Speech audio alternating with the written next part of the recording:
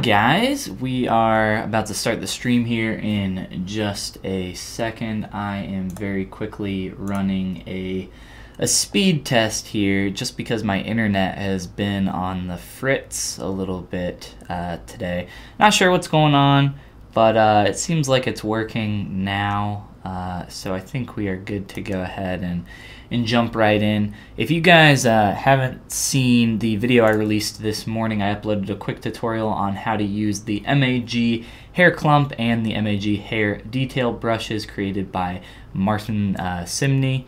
Go check out his brushes if you have not already, and go check out that video on how to use those brushes if you have not already. It's just a really quick and easy way to create some hair for your characters and that sort of thing. So with that said, here is the character that we're going to be working on next here in ZBrush. This is Anton Sokolov, Anton Sokolov from Dishonored 2. I've been playing Dishonored 2 here during the past couple Christmas days as I celebrate Christmas with my family and have a couple days off here.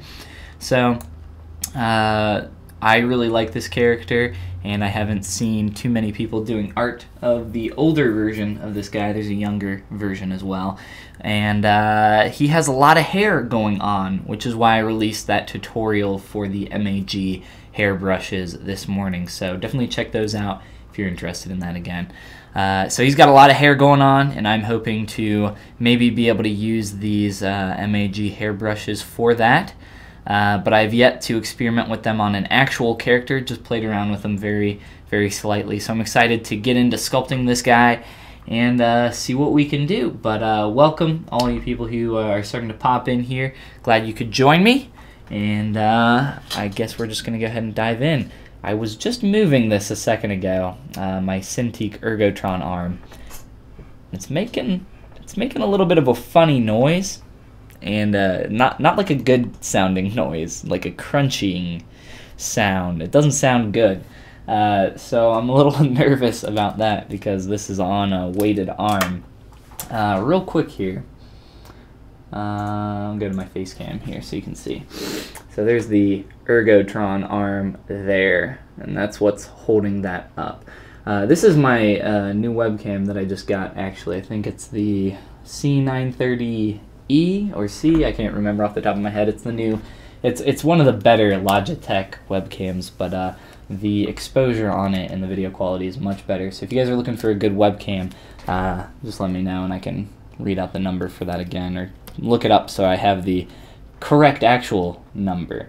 But yeah, with all that said, let's go ahead and get to work on this guy. I think I'm just going to start out by blocking out the main shapes of the head, and probably start blocking out little stuff for his shirt. We're going to probably keep it to this theme of just a bust from roughly halfway up the chest, a little below the pecs there, and then up, maybe around the rib cage.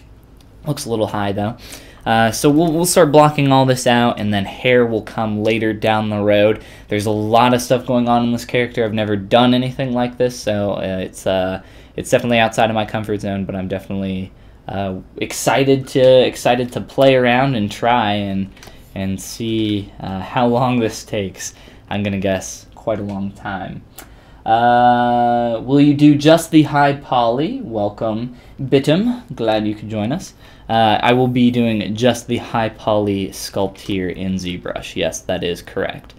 And I wish I could see what this dude's face looks like without the hair. Unfortunately, I can't just shave him, but he's got a really thin face if you look here at the side.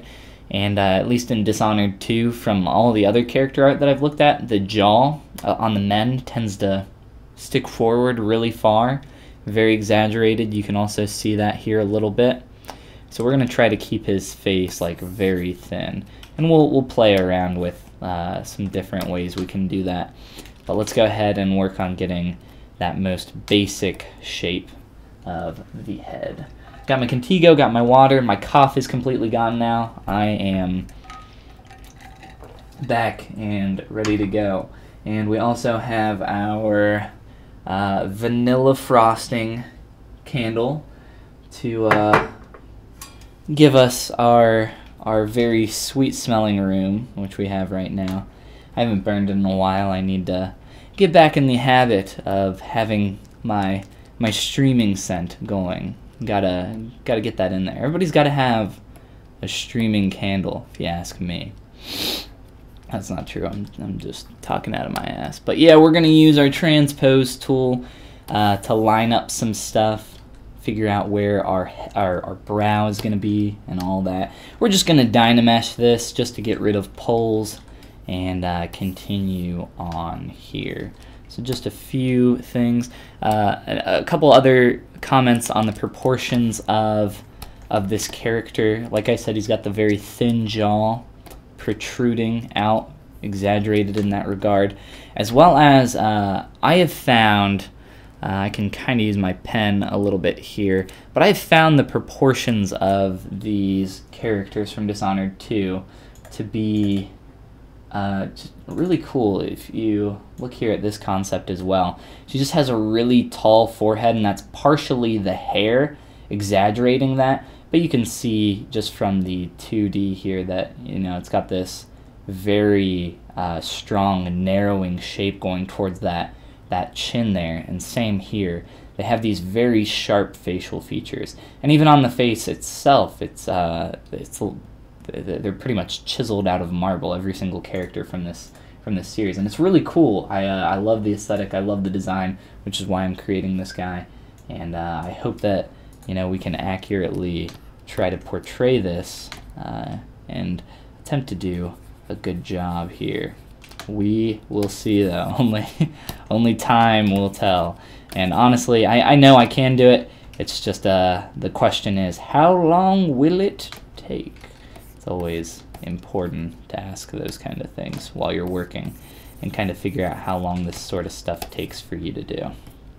So, let's see. Immortal says, are you making dat? We are making dat, who is Anton Sokolov from Dishonored. Dishonored 2. So this is a little bit older Anton Sokolov, if you've played the Dishonored games at all. Anton Sokolov is an inventor in the series. He's a painter, like in the fiction of the game. This is, I believe he paints this. He also painted that other image that I pulled up of the female character, who is Delilah Silverspoon, I think is her name. And I won't talk too much about her because there's some spoilers and some other stuff, but yeah, I don't know. I love the aesthetic of this, and I see other people doing sculpts of these characters, and I'm like, all right, let's do our own. It's time for us to play Dishonored character artist for a minute here. So I am working on just blocking out. Honestly, whoops, my resolution is too high. It's making it really hard for me to adjust some stuff here with my move brush. I want a little bit lower poly count here, just so I can tweak things a little bit easier, which is what we just did there. And we can work on getting through here and finding the shape of our skull. And in truth, the back shape of our skull is all going to be, this is all going to be covered in this huge mane of hair. It's a really cool design. I love this, and I can't say enough about how much I do love it. So really the back of the skull isn't that important in terms of accuracy for us, but the reason I want to keep it accurate is just for these beginning stages, for figuring out those shapes. I find it a lot easier to, you know, no matter if you're going for a specific style, something hyper stylized like this, proportionally different than a normal human.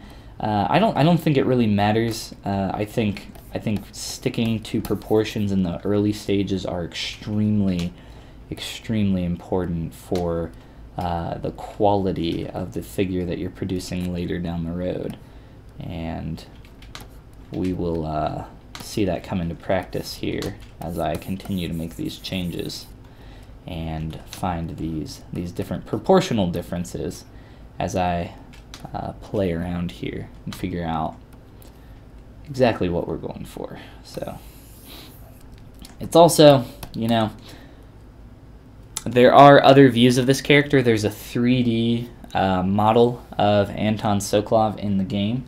Real quick here, I'll just pop this open.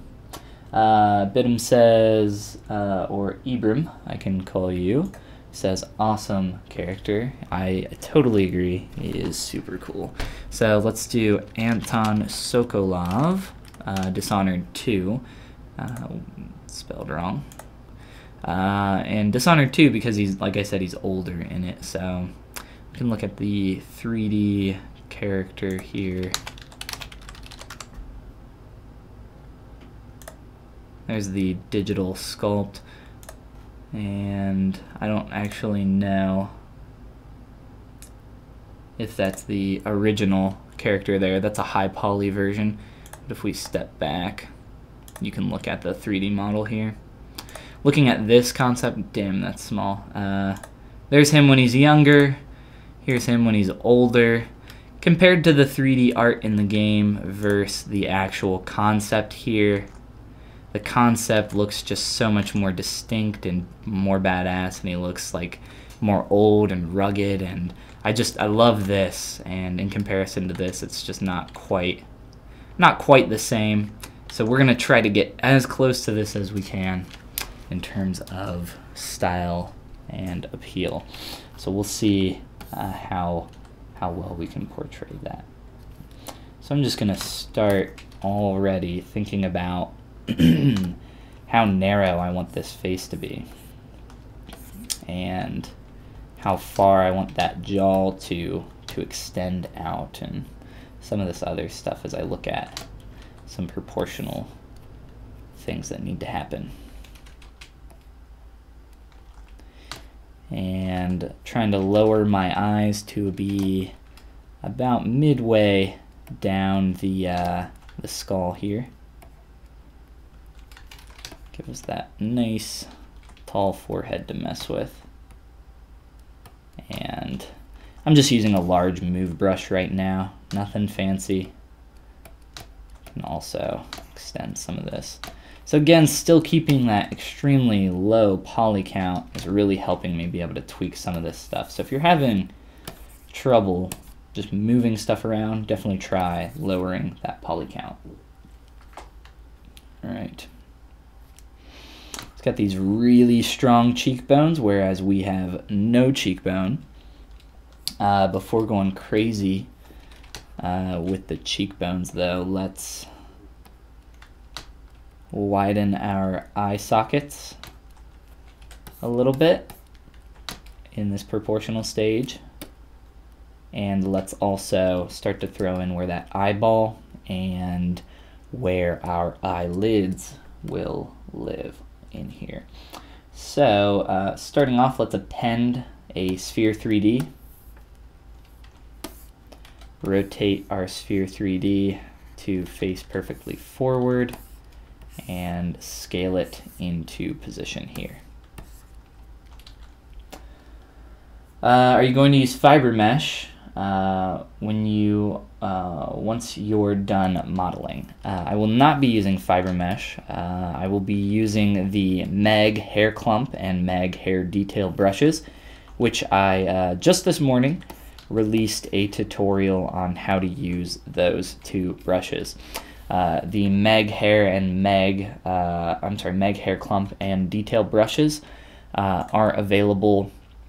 There's a link in the description of that video, but they're created by Martin Simney here.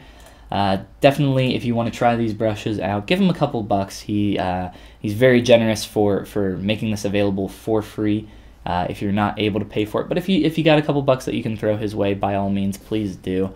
He's definitely deserving of it for these brushes. So check out those brushes. Check out the tutorial first, just to see if you would be even interested in something, and to figure out how you can use that. But again, it's a great tool, a great brush, and I would highly recommend checking it out. Not too difficult to use, but a little bit of a different strategy than maybe your typical type of tube application hair that you would do in ZBrush. So check that out again. So let's start, again, blocking out the eyes, the eyelid, top and bottom. This is a rough position placement for our eyeball, and now I can just come over top with a curve tube brush and begin just kind of placing that in there and try to figure out where we want to put that.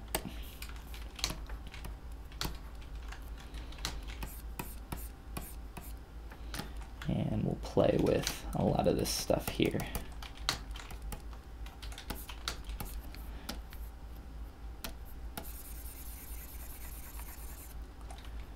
If you're trying to add some geometry quickly, I find the clay buildup brush to be a little bit faster than what I normally use, which is the clay tubes brush. You have a little bit less control here with the clay buildup brush, and if you don't know what you're doing with it, things can get out of hand really quickly. So that's why I try not to use it too often, whereas I prefer a lot of the time using that that clay tubes brush. But this brush is fun, especially in the early blocking out stages. I find it really useful for just getting some strokes on the canvas on my model and being able to quickly make changes. As I said, it is a very kind of fast and loose brush, so you can kind of start to destroy form or create form rather quickly with it. So be careful. That the clay excuse me, the clay tubes brush has a little bit more control. So if you're looking for an early kind of blocking out brush, try that one first. I use the clay tubes brush not just for blocking stuff out, but I use it all the time during my process. So definitely my favorite brush, right next to the move brush, just because the move brush is, I don't even consider the move brush a brush really. It's more of just a tool. I use it more than anything else here, and I'm sure that's true for a lot of people. Continue to block that out though. Our eyeballs are going to need to shrink in scale, but we want to turn on local symmetry. Local symmetry, when you have that turned on, it scales things uniformly to their symmetrical axis, so a little bit nicer scale in on the eyeball, on each individual eyeball, instead of scaling towards the central x-axis there. And play with that. Play with our upper lid here, and actually I'm going to do a little bit of a different method here. This isn't one that I do too often, but I'm going to do it here just so I can get the curve that I want, and I'm sure you guys have seen this method before as well, but essentially it involves just using a slice curve brush and slicing through the center of your eyeball after you have your eyeball placed. And once you have that slice made, you can just split those two pieces into two separate subtools here, and then close holes on them. And then from there, you can use those as eyelids by adjusting them and moving them into position. But before I do that, I'm going to Z-remesh with keep groups turned on and see if I can get a little bit better geo out of these, and it's definitely a little bit better, but it's nothing to write home about here. So I think what I would like to do is merge down here and turn that local symmetry on again, because I want to scale these eyeballs out, or these eyelids. Turn on transparency, and I can see the size difference, see the eyeball inside there. I can turn that off, makes it a little bit easier. And then these are my eyelids outside. So now I can modify these without modifying the eyeball on the inside. As well as it just makes it pretty nice for keeping the shape of having that roundness around the eye can be pretty helpful. So a little bit of a different technique. The tube that I threw in there, that's a technique that traditional sculptors tend to do. They'll just throw in like a little tube of clay and be able to mold it into the shape of an eyelid. But just depending on your workflow. I think both are fine. It depends what works for you though, and what you find to be faster or just kind of easier to work with, and then you can modify the shape of those from there. Ryan says, hi, glad to have you with us, Ryan. Man, want that tablet. I guess the Cintiq here that I'm working on. I love my Cintiq. It's definitely not my first Cintiq though, or my first tablet by any means. If you don't have a tablet, I'd recommend starting off with a much smaller one.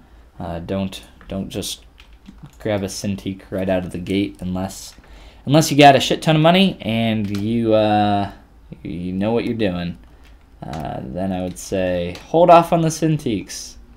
There's nothing wrong with an Intuos tablet or even a Wacom bamboo tablet. Wacom makes everything for these types of tablets. In terms of quality, they're the best, but in terms of price, they are also the highest. So don't buy one of the more expensive ones just starting out. I don't think. I think that's a pretty good, solid advice just overall. Avoid the price gouge if you can. There are some other tablets that you can buy. There's like the Huion tablets and a couple others that are pretty popular. Honestly, I would, just as a personal recommendation, I would stick with like an Intuos or a bamboo tablet, because really there's nothing wrong with those, and they're great devices and they'll take you a long way. And I know many professional sculptors and digital painters and artists that still use Intuos tablets, and there's nothing wrong with an Intuos tablet. It all comes down to preference, and honestly, I still enjoy using Intuos tablets. I think they're great devices. And like I said, I know lots of people that still use them. So I would just recommend sticking with one of those for as long as you possibly can. Unless you're just like dying to get your hands on a Cintiq. And like I said, I love my Cintiq, but they're not cheap. But they are awesome. I can't say enough good things about my tablet. It always works. I've never had it really fail on me too hard. Occasionally there's some weird hiccups, but mostly it's just a weird hiccup like, oh, my pen stopped working and I just have to move it away and then put it back on for it to register. Typically that's the extent of that kind of hiccup. And then there's the typical Wacom problems that exist on all devices. For example, if you put your computer to sleep and you wake it back up later, you'll have to go back into your, at least this is true for me and on every computer I've ever built and owned, you have to back up and restore your settings and restart ZBrush and typically Photoshop sometimes as well, to be able to get the pressure sensitivity to register there. Not sure what causes that, but it is a little annoying and exists in all Wacom, Intuos, bamboo tablets, all of them. But I can't speak for some of the other third-party tablets. But yes, I love my Cintiq. Can't say enough good things about it. Thanks for the advice. Of course. Thanks for coming and hanging out on stream while we try to make a very ugly boy, as we will sure to name him. The Ugly Boy.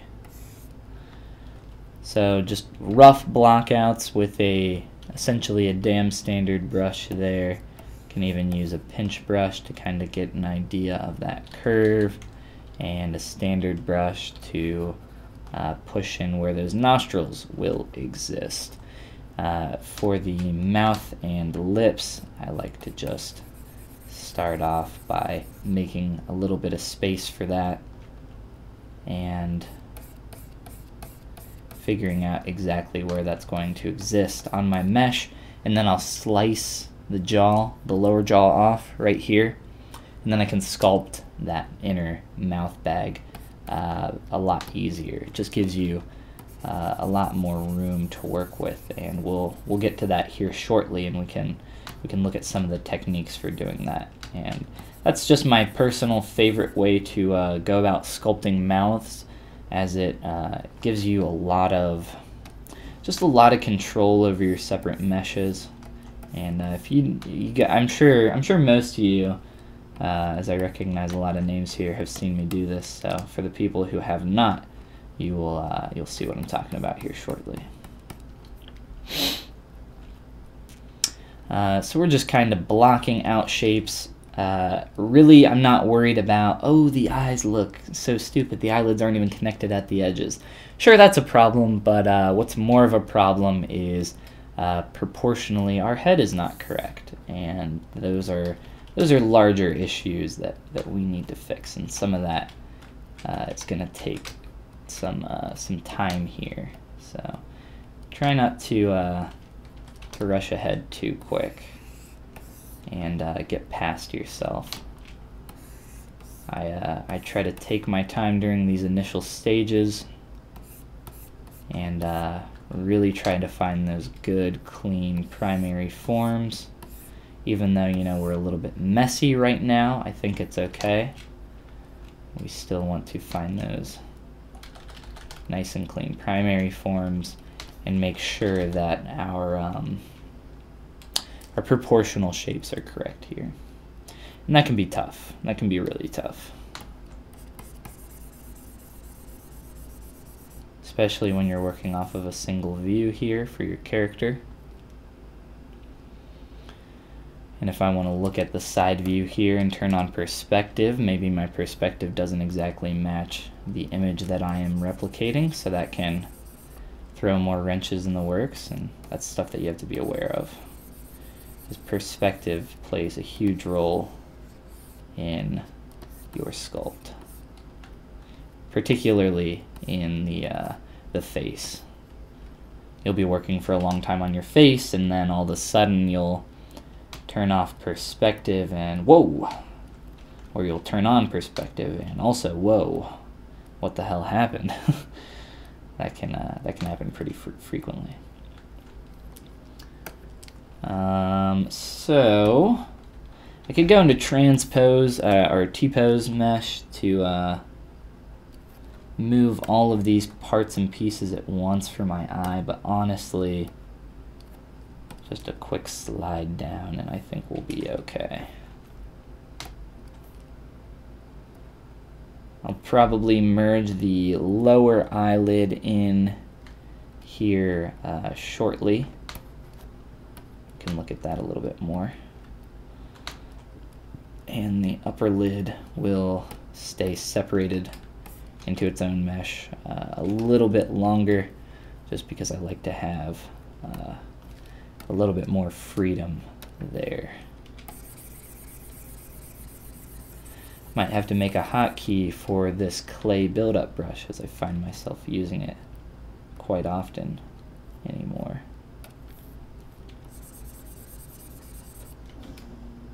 It's just, like I said, it's a little bit faster and stronger for what you're, depending on what you're attempting to sculpt and accomplish there.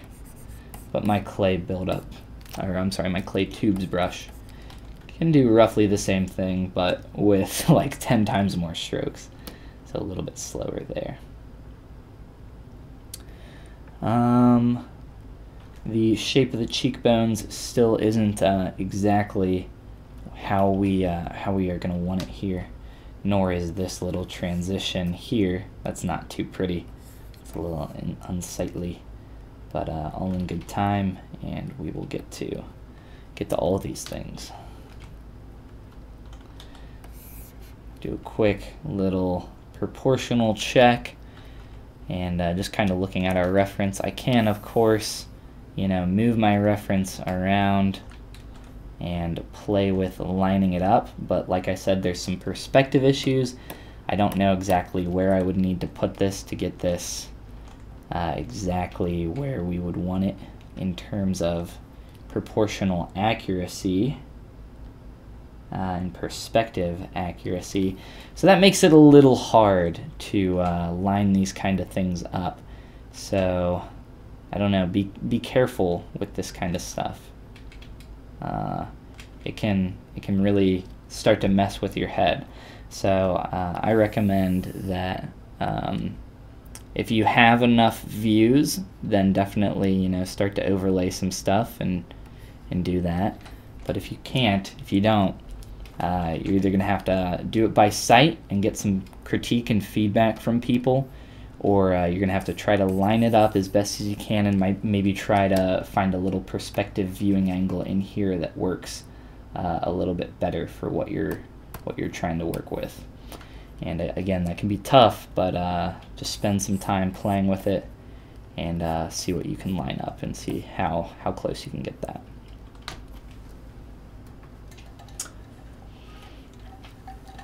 Wowie zowie, says Alu Watone. Welcome to the stream. Glad you could join us here and hang out, play some ZBrush as we continue sculpting. That was a little bit of a low Dynamesh. Raise that up a little bit there, around 200. And I'll continue kind of blocking out some more shapes here and figuring out how I need this chin to work. I got a little too much roundness in here, so I'm gonna have to try to straighten that out and play with that all through here as well as we build up that jaw shape. And again, I'm gonna split that mouth off here shortly so I can cut that out and get that lip shape. It's got a pretty strong frown, which is why I have this base shape here built in. Maybe a little bit too wide, too strong. You can play with that.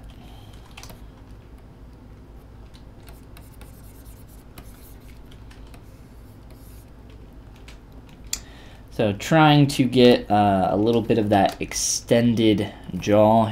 The jaws on these characters tend to just, I don't know what the word is. They jut. They tend to jut forward quite strongly and prominently. And it seems like that is also true for the character that we have here, Anton Sokolov. So we will attempt to represent that as best as we can. Just trying to really exaggerate that separation there. And then once I put the neck in, which we can, do a quick little block out geometry piece here. So I'll just grab my IMM brush for primitives and insert a sphere at the back of the head. And do it this way.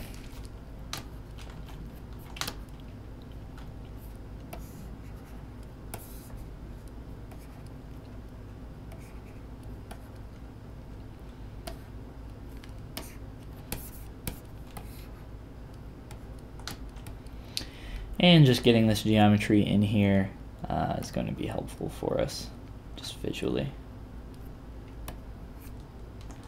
It's probably a little bit too high of a Dynamesh, so let's remesh that a little bit lower even still. And for our neck here, we can attempt to get our sternocleidomastoid in there a little bit, but I mean, this is so low poly that it might not be too great of an idea right now. So we play with that and pull that shape down and maybe just mess with some of that. And for the shoulders, I'm just gonna pull out some geometry here and just keep it really rough on the Dynamesh.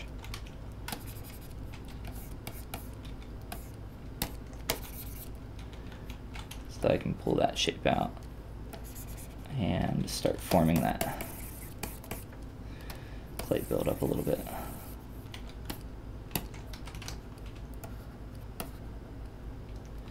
Get that tilt. Use my move back face masking to get the shape of the traps just a little bit and then blend that in. And honestly, just Z-remesh as low as possible. And start to pull this shape. Start to adjust our neck. And our boy's neck is not even visible. He's got so much beard going on. So that'll be fun to play with. I'm excited to use these new Mag hair brushes. Play around with them. Again, for the people that are just popping in here that didn't get to see the tutorial that I made this morning, there's a new tutorial up on my channel, on my YouTube channel. If you're watching on Twitch or anywhere else, go ahead and check that out. It's, and I think these brushes are pretty cool, so there's a quick little tutorial on how to use those and work with those brushes. So yes, we got just a quick little rough block out here for our neck. It really doesn't take much, and we've probably exaggerated a lot of parts here, more so than we need, which is also fine, but you know what, I think just dropping that down and cleaning some of that up will help us down the road. I'm going to turn off our little chest piece there so that I can look back at our head. Now that we got some of the neck geometry there, I don't want to Dynamesh that in quite yet, the neck I'm talking about. What I would like to do is split my jaw off so that I can start looking at my mouth shape, which we will do here right now. So for our jaw, we're just going to polygroup everything, make sure everything is a single polygroup, and come on through here and create a mask like this. So I'm just using my mask lasso tool there to create that shape, and then by pressing Ctrl W I can polygroup that and begin modifying. So split hidden, two separate pieces of geometry now, and two separate modifiable pieces of geometry to be exact. Makes it really nice for us to be able to get in here and work with these shapes individually, especially in particular for creating what's called a mouth bag. The little gap that's going to be here in the mouth, so that we can have a nice clean separation between our lips. It's also just going to help us in general with creating the shape of our lips, which we will begin doing here.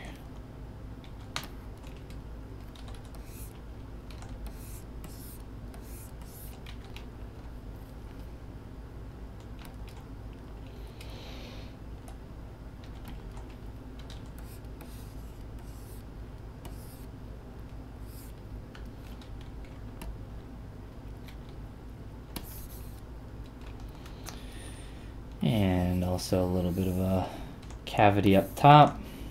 Make sure we don't mess with that mask up there. Just this area. We can begin modifying this. Turn off back face masking.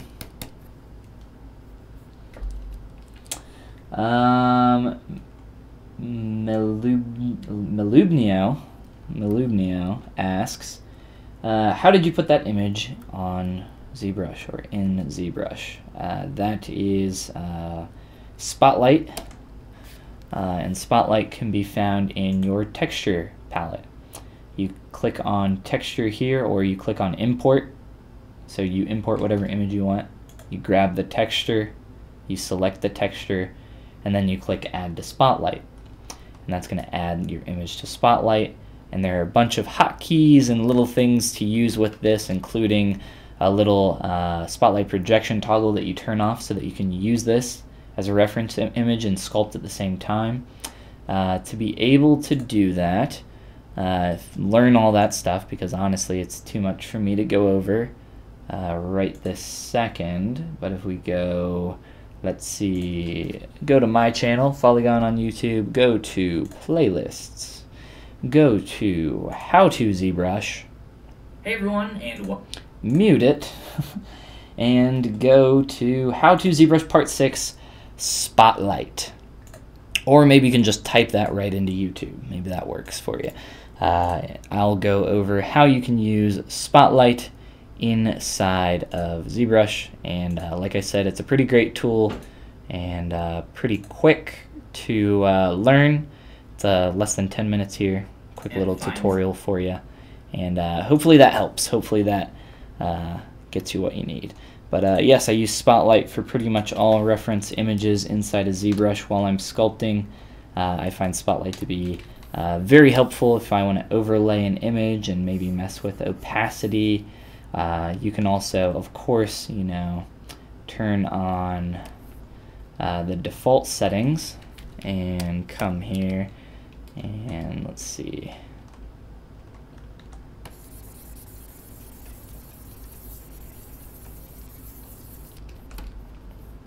Just paint on your mesh. That's what Spotlight's originally intended for, but like all things in ZBrush, people have found different uses for different things. So you can use it for that as well. But like I said, I don't use it for projecting too often, and also we're a little bit low poly here, so we can't really get the resolution that we need for that image. But yes, tons of great features with Spotlight there. Definitely check it out if you're not familiar with it. How to ZBrush, Follygon channel, YouTube, video number 6. Thanks a lot, absolutely. Thanks a lot for coming and hanging out while I ZBrush. Always appreciate having some people to talk to, so I'm not just sitting here talking to myself while I sculpt the day away.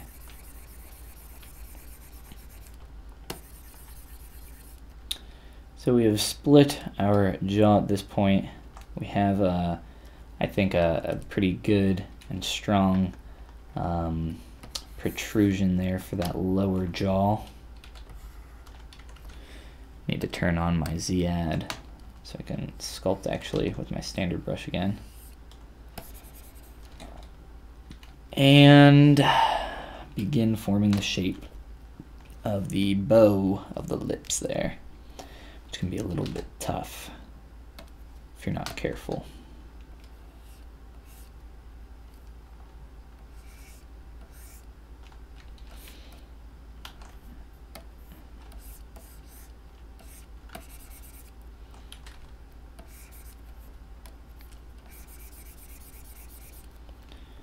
Just using a few different brushes here in combination to try to exaggerate that form there, and then can mess with the top lip here. Start to get this where we need it. Thicken this shape.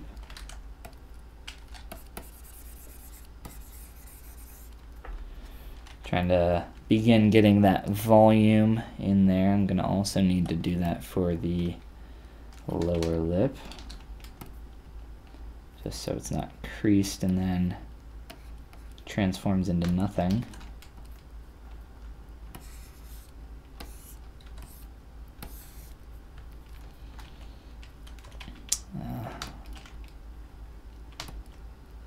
And a little bit too strong, I think, on the frown there. start to mess with. Getting that shape a little bit better, a little bit too strong on the upper bow shape of the lips as well. So we'll play with all these things. For the most part though, I think I enjoy starting off with that upside down U shape a little bit more than what I normally do, which is typically just a flat line. Getting some of this initial shape in here is actually pretty helpful. I think I've made the mouth a little bit too wide there. I'm gonna have to play with pinching that in a little bit as well. And yes, this is it's messy, it's dirty what we're working with, but it should be messy and dirty during these stages. So don't be afraid to have a messy and dirty sculpt. That's totally okay. While I'm here, I just want to, start filling in some of this. And making sure that I fill it in the appropriate areas.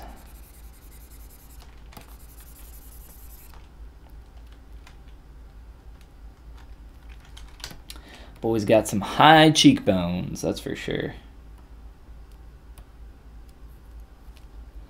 And again, I have that perspective turned on, but don't be afraid to, you know, pop it off and get an idea of what your silhouette's looking like from your front and profile views.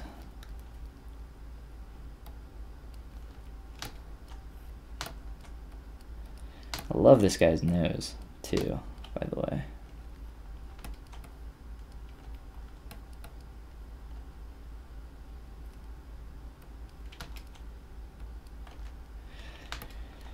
Your face is so warped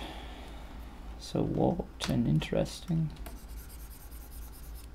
If you guys weren't here at the beginning of the stream, actually I don't think I did mention the original concept artist there. Cedric here on ArtStation, go ahead and give him a follow. But yes, he's done a lot of the concept art for Dishonored and Dishonored 2. Love the style, love the characters, love everything about it. And that's why we're trying to pay a little bit of homage to that.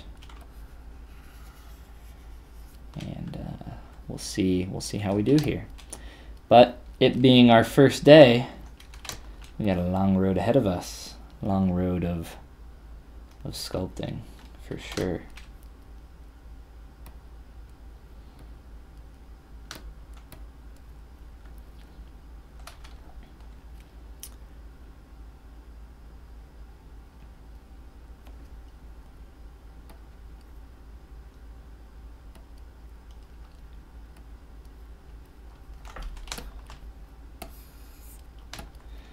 We'll mess with that shape more as we go.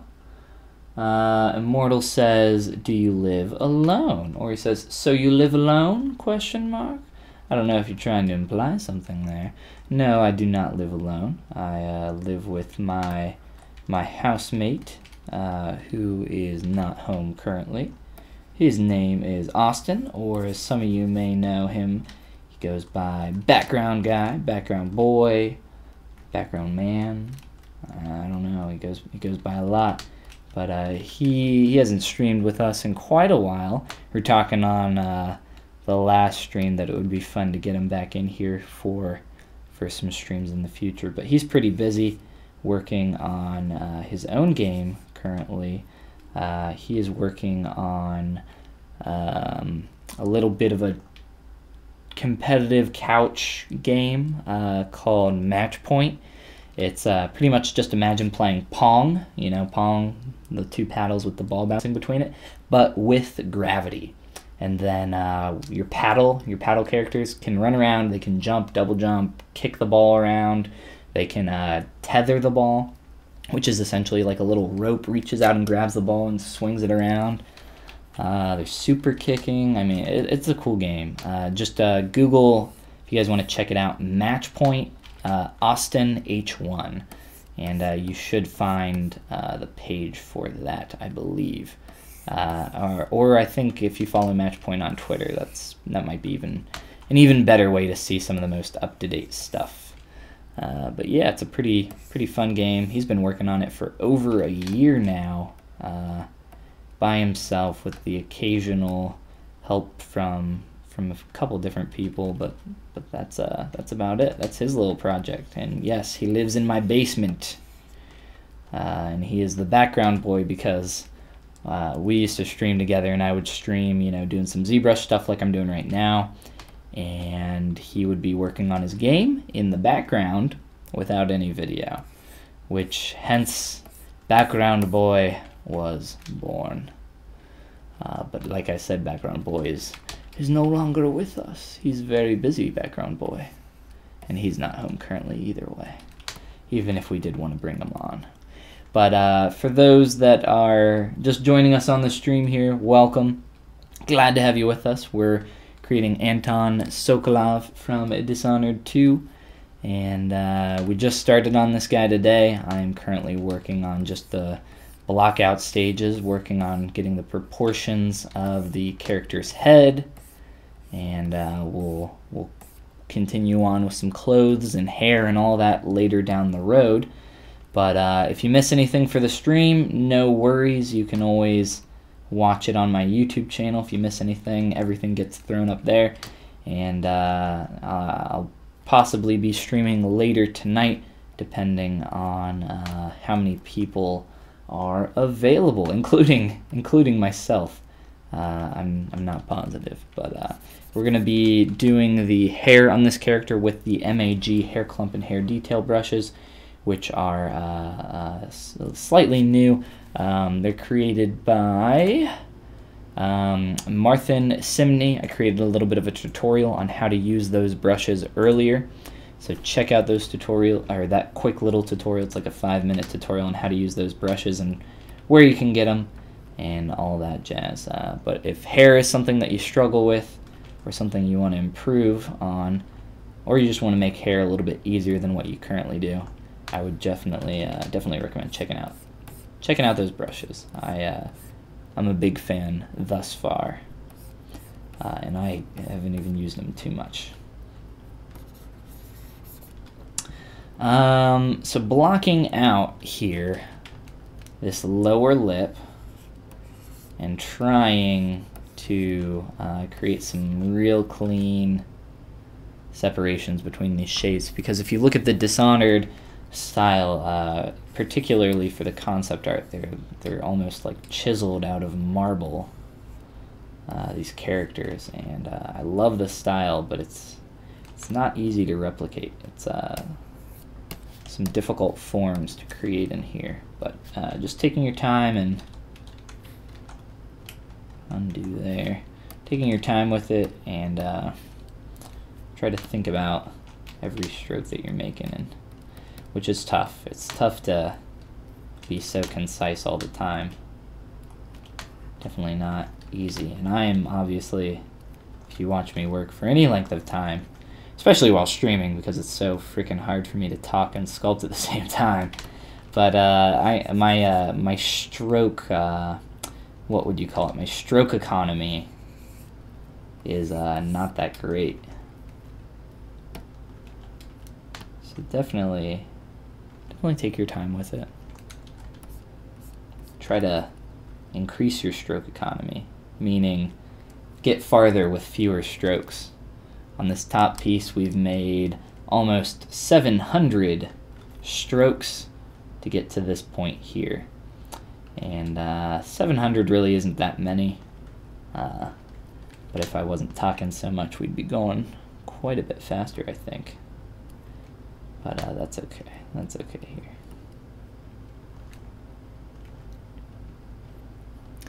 Alright. So I think I want to dynamesh this top piece as well. Do the same resolution. And try to clean up. And also inflate the shape of that upper lip. Using that pinch brush to try to really get in there get a clean form.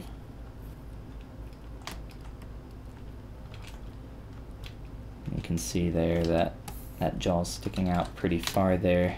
I think I'm fairly happy with that. I might want to exaggerate the shape of my forehead even more.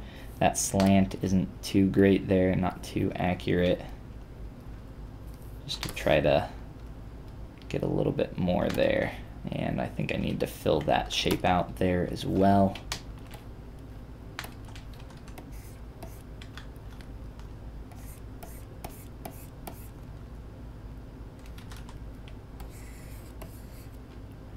Just trying to get this transition to happen a little bit earlier. I'm sorry, later, higher up towards the base of the skull, up top. And I'm creating some really strong splits and separations here, and all these pinches, but a lot of this will get cleaned up and removed. Ears. Let's grab an ear. Where are we gonna grab an ear?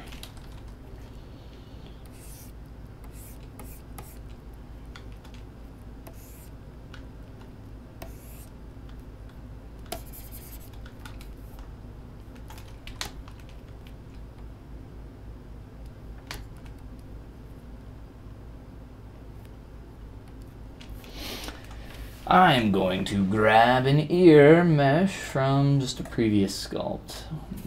Go into the backlog and find a bunch of ears. Honestly, I should make this into a brush, which I think I'm gonna do right now. So if you guys don't know how to make an insert multi-mesh brush or just an insert mesh brush, you're about to learn. Let me search for it. EAR, ear. Ooh, that's not what we want. Ear, Z tool, ZBrush, ears. There we go. All right, so a bunch of ears in here. Let's see, we got 1, 2, 3, 4 different ear meshes. Really though, I like this one the most, and this is the one that I use most frequently. So I think what I'll do is just make this into an insert mesh brush, and then from there, just use it so I can append. I could make a multi-mesh insert brush and use all these different ears, but really, I think this is a decent just insert shape, and then I can tweak it from there. So to make an insert mesh brush, real quick here, you're gonna go into your brush menu or just click your brush icon. Whoo. Sneeze. Sneeze twice. This is all part of the process. Go into your brushes. Make sure that your ear is facing the way you want to insert it. Turn off perspective. So if you're rotating, hold the shift key and you'll snap it to that quadrant. So I'm going to do that. And I'm just going to say, create insert mesh brush. If I wanted to add more meshes to it, I could use this one, but I'm just going to create an insert mesh and make a new brush. So clicking new there, and now you see it says insert mesh. And then from there, I'm just going to click save as. Little window is going to pop up over on the side here, and I am just going to save this as insert ear brush. Save that off to the side, and now it's called the insert ear brush, and now I can just click and drag and turn off solo mode and just insert ears willy-nilly. But I'm going to delete all of these subtools. Go back to this guy. All right. To insert these ears, I'm just going to duplicate my headpiece and click and drag my ear out. After that's done, just select that ear, delete hidden. I had symmetry turned on, which makes this useful for you if you're trying to get both. You can also mirror it across after the fact though, so whichever works for you. And then from there I'm going to try to go from around the top of the brow to the bottom of the nose. You can see that's pretty true here for the character, and we can maybe tweak the ear to get it a little bit closer to what he has in terms of different shapes and forms. So after you have your ear in position, give it a little bit of a tilt back, you know, just a little bit of a slight rotation. Looks like our guy's ears, and it could be the perspective there a little bit, but they seem a little bit on the smaller side. A little hard to tell. If you're trying to figure out where you should place your ear, obviously grab some reference. So old man profile. The ear sits, so the ear canal sits right where your auditory meatus is, your ear canal. It's a little hole in your skull. So skull profile. If you look at the skull here, we'll look at a real skull. The drawing will be fine. Right here, behind that jaw bone right there, that hole, it's called your auditory meatus. That's your ear canal. So grab where our jaw is. So our auditory meatus is roughly where that circle is. So we can try to place that there. We might have some tweaking with our jaw. We might need to raise that a little bit, I'm thinking, just looking at our cheekbone. But then also come in and look at some images of some real people. Like I said, even for stylized stuff, can be very helpful to look at this kind of thing. So let's go on, head back here, and take one last glance at some junk and try to position this a little bit better. The ears tend to be a little bit more than halfway back. Same with the jaw line here. Can try to figure that out and line all this up. I think looking at as many different references of real world stuff is going to be the most helpful for you. I can't stress that enough. But yes, we will try to position this as best as we can. Here's our jaw line, or I'm sorry, our cheekbone line. It's raising up pretty high, pretty strong. He does have some high cheekbones though, looking at our reference. And of course it is all stylized. It's not realistic, so we are gonna have to solve some problems and figure a bunch of stuff out ourselves here as we go. So just kind of looking at a couple different things with our reference images, or reference image. Trying to figure out where I want that ear to be. I'm gonna lower that down. And I think that's pretty good for now. All right. In the chat, do you firstly start 3D modeling in ZBrush or any other software? I start and end in ZBrush. Hey Gucci Folly, what you doing? Sculpt in Antov. Antov? Is it Antov? Is that right? That's not right. Is it? Anton Sokolov. We're sculpting Anton Sokolov from Dishonored 2. Thanks for the new hair tutorial. Absolutely. For those who haven't seen that, it's on the Meg hair clump and hair detail brush. Check it out if you have not already. Old people have big noses and big ears. A lot of the time they do, and that's because cartilage, as you get older, tends to continue to grow forever and get bigger and bigger and bigger. Oh, there's Anubis. Because those areas continue to grow the more you age. If you were 1,000 years old, you would have a giant nose and ears. You'd pretty much be Dumbo. Dumbo the elephant. Looks like my stream playback. Something's going on here. One sec. Looks like the health is good. All right. And you guys are talking, so you can obviously hear me. Then we declare them elephants. That's right. That's right. That's absolutely true. That's actually where elephants come from. As some people get blessed by hidden magical powers in the universe. They get blessed with immortality and slowly transition into elephants. This is a scientific fact. You can look it up. It's in books and stuff, which we all know. If it's in a book, much like if it's in on the internet, it is, of course, very true. Also, the world is flat,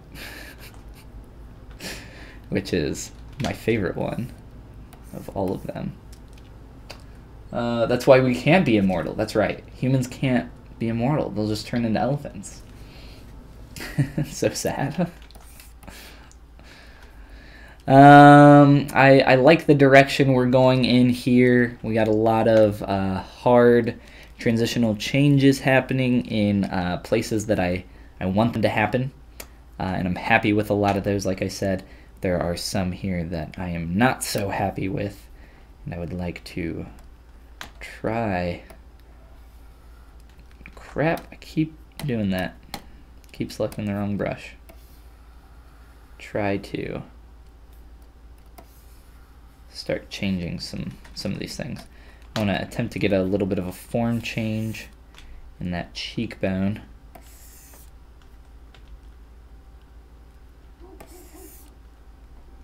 So I'm just like pinching that in as hard as I can,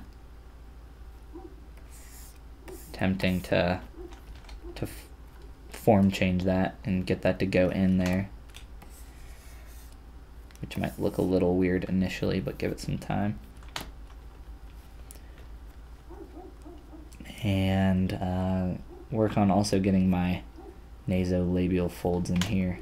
I think all these lines are converging up into the corner of the eye, and that's what I want to do with these lines as well. I want to start pointing those up there, and that can be not done super easily right now just because of not having subdivs. So I will want to probably do that first, I'm thinking, just so that these are a little bit easier to tweak. But we'll take a look, yeah, because this is just starting to get all warbly and out of form, and that's not something we want. That's not what we like to see. But yes, then we can start adding in some different forms here. Got to get that all to converge. Try to pull those more up into the corner there. And we shall do that here. Let's return to the lips for a moment here and continue to work on them. Also bleeding into our nose, all these forms. I've actually found that splitting off your nose can be very, very helpful. And looking at all the stuff that we're playing around with right now, I just might do that.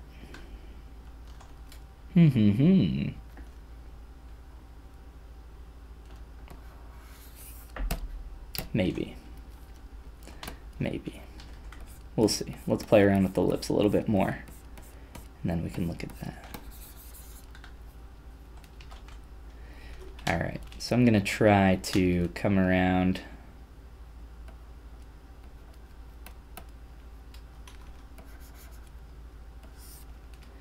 and adjust some of the inflation of our lips.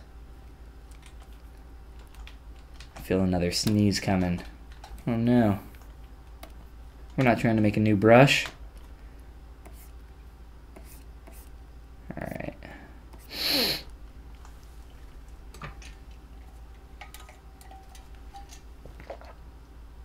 Mostly because people would hunt us for our teeth. I'm not sure why you do that face cut. Is that some secret technique? I don't know what face cut you're talking about. Are you talking about this line here? I made that cut and pinch in because I was trying to get the surface of my cheekbone to turn.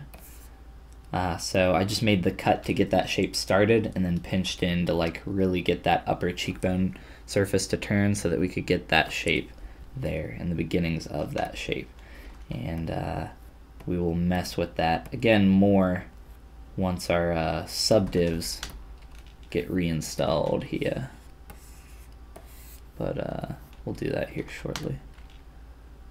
Just the cheekbone, I want that cheekbone to be nice and sharp. That can be hard to do though.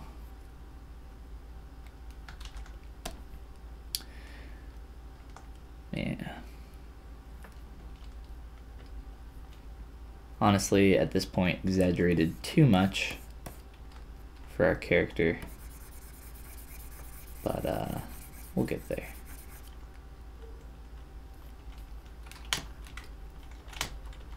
Again, turning on and off perspective can help with a lot of this stuff.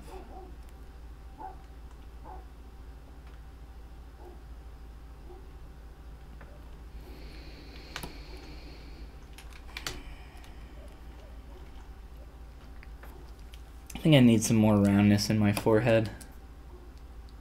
Got a little flat there up top for my liking, and just kind of shifting that angle backwards a little bit.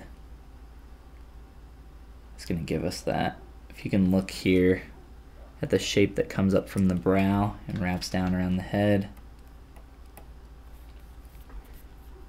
If I can get that to happen a bit lower, I think we might have what we're looking for.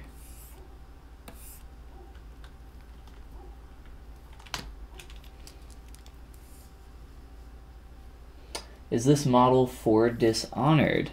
No, it's not for Dishonored. This is Dishonored 2. Anton Sokolov. Just doing this for a ZBrush sculpt. Just sculpting here. No, we're not working on Dishonored currently. We're just doing a high poly ZBrush sculpt. But it would be pretty fun to do some stuff for Dishonored. Like I said, I enjoy the art style quite a bit. It'd be fun to create some collectibles or toys for them. Or just some high poly sculpts in general. Move with backface masking. Clean up this separation. I want to get to a point where we can combine these lips here shortly. So I'm going to try to move up my top lip, large move brush, moving that up, large move brush on the bottom lip, moving that down. See, we get a separation there, that gap. Certain areas might be too much, so let's push in.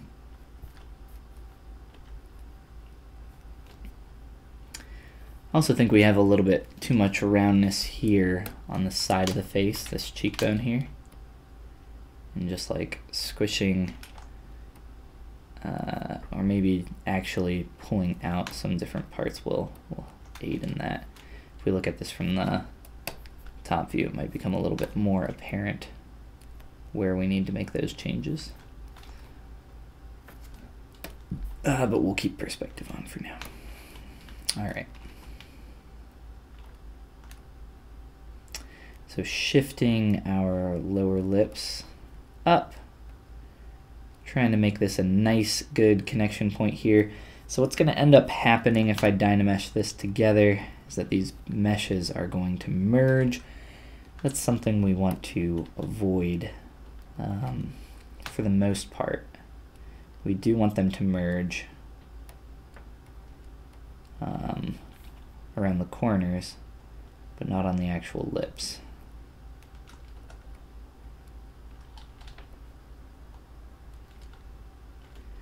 I am doing a little bit of a move inward there so I can mirror and weld and attempt to get a nice, you'll see, get a nice kind of separation there. Nice inflation on both sides.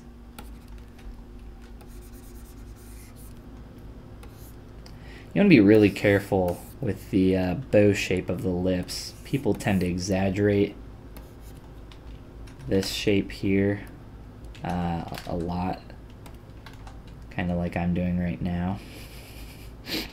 So let's try to clean that up and avoid that from happening. It's a pretty subtle form change, but the way that this is painted with the light on it and everything, it looks stronger than it actually is, I think. But we can try here to clean this up. So again, I don't want anything except for the corners of these lower lips to merge with the corners of the upper lips. So let's make sure that there's enough of a gap there. And I think we're good. Let's see what this looks like after I Dynamesh it, and then we can decide what we want to do. So merge down, and we'll run a Dynamesh at 500, we'll say, and see what we get.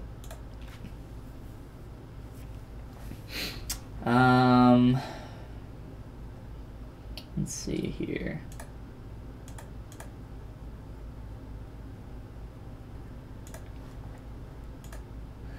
It's a pretty quick Dynamesh.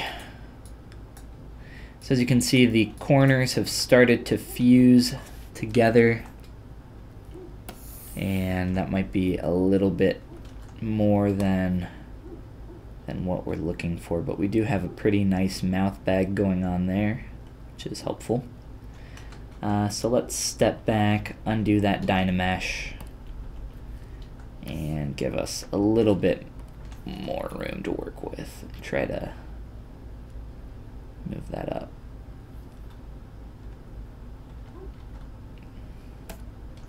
So a little bit of a weird gap going on there, but once we Dynamesh it should be okay.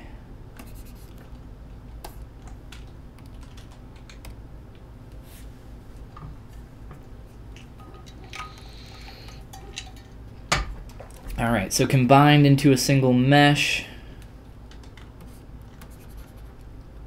So we start to smooth that out. You see where that connection is. And just using a trim brush can fill in these gaps a little bit. And also just kind of smoothing them out rather rough and dirty. It is 1:30 a.m. here. Why are man, I don't know why I'm coughing now. Why are you awake at 1:30 in the morning watching a ZBrush stream? Go to bed, get some sleep. I don't even like my stream that much. But I do like ZBrush that much. It's been many a night up at 1:30 in the morning, just working, trying to get stuff done. D1 says, just dropped in, wanted to thank you for all the great tutorials and giveaways. Absolutely. Thanks for stopping in and saying thank you, I guess. Glad to have you with us, and I'm glad that the tutorials and a lot of that stuff has been helpful for you. Glad to hear it. Crack open a monster at 1:30, yeah. Filling gaps by smoothing merged subtools. I tried that, but it doesn't work that well. I mean, look how dirty this is. Like, it's a pretty high resolution. It just depends on the resolution of your mesh. So at this point, after I've kind of done a rough job of filling this in, I mean, look at my face. There's brush strokes on here. I'm not worried about that stuff. Depends where you are in the process of your workflow. So right now I'm not worried about my mesh being, you know, dirty and having stroke marks on it, because I'm just going to Z-remesh it and then reproject those details. So it's not a big issue. And we're going to do that here shortly after we kind of come back through and look at our lips now that we've made these changes. So let's go ahead and do that now. I'm going to try to just select a couple things here. Mouse is freaking out on me. Let's polygroup that and that. And then I can start to curve that surface in there. Change that turn of the lips. Pull that lip back in with our move brush. And start to play with that shape as well.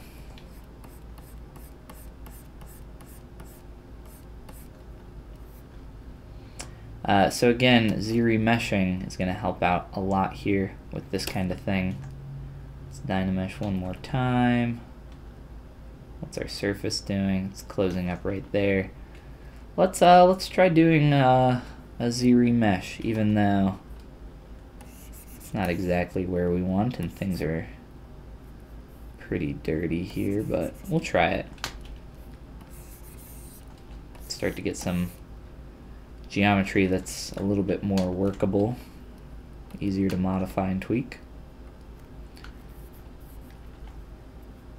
All right.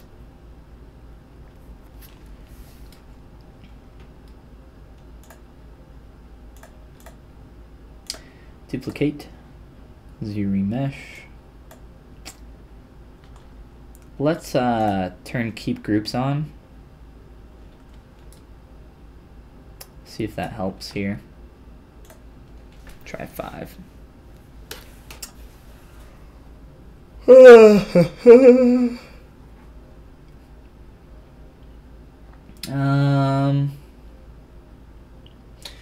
Hey man, do you have something for wings? I gotta check the best approach to have a good wing topology. I don't know if there's any one best way to do anything in ZBrush, but if you're looking for like a feather tutorial, if you go to Follygon, that's me. Go to my YouTube channel, go to playlists, go to tutorials, and scroll down and click on ZBrush feather tutorial. And I think the tools and processes used in this is pretty similar to maybe how I would go about creating wings. And then of course finding some really good reference for your wings and finding a way to I guess just follow the patterns and different layers that you see in those wings. There's some really good illustrative references for that. Just probably look up like different bird wing references, and I'm sure you can find a bunch of stuff. But check out that tutorial as a good starting point, and let me know if that's helpful for you. Ooh, that's a messy boy down there. Watching from Hawaii, there are no ZBrushers out here. Can you do a brief workflow on doing stylized hair? Thank you in advance. Baroque style. I would have to look up Baroque style off the top of my head. I can't remember. I don't know if that's like thick clay tubes or what.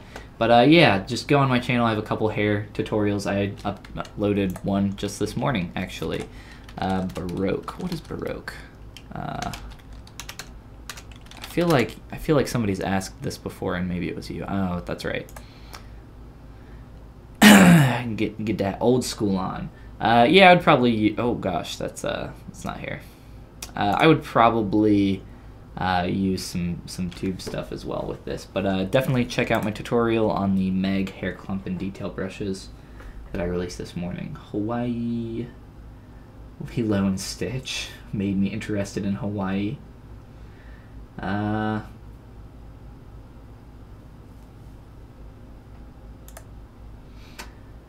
Oh, Shenron. Shenron's joining us now. Welcome back, Shenron. Haven't had you on the stream in a while. Always happy to have you with us. The great dragon of Dragon Ball Z. He'll grant your every wish and desire. Was thinking of workflowing with Shenron says he can't link stuff. If you try, I think if I click show, I might be able to to link it. Try to put a link to something, and I'll allow it. Since Shenron's a good boy, we can trust him. Using Z Modeler to create creasing. Yes, it's definitely a viable method. Bernini Sculptor. Try Bernini Sculptor. Omega Shenron. Dragon Ball GT. Dragon Ball ZBrush. Yes, Dragon Ball ZBrush. Everybody's favorite show. I think I'm just gonna change my channel's name to Dragon Ball ZBrush. I think that's the appropriate thing to do at this point. You guys can follow me on Twitter at Dragon Ball ZBrush. Hit me up. If that Twitter handle is available, that would be awesome. I actually bet it is. Who knows though? How did our projection do, guys? Let's check on that.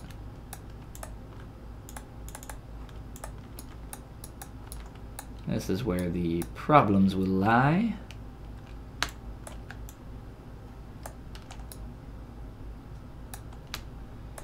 And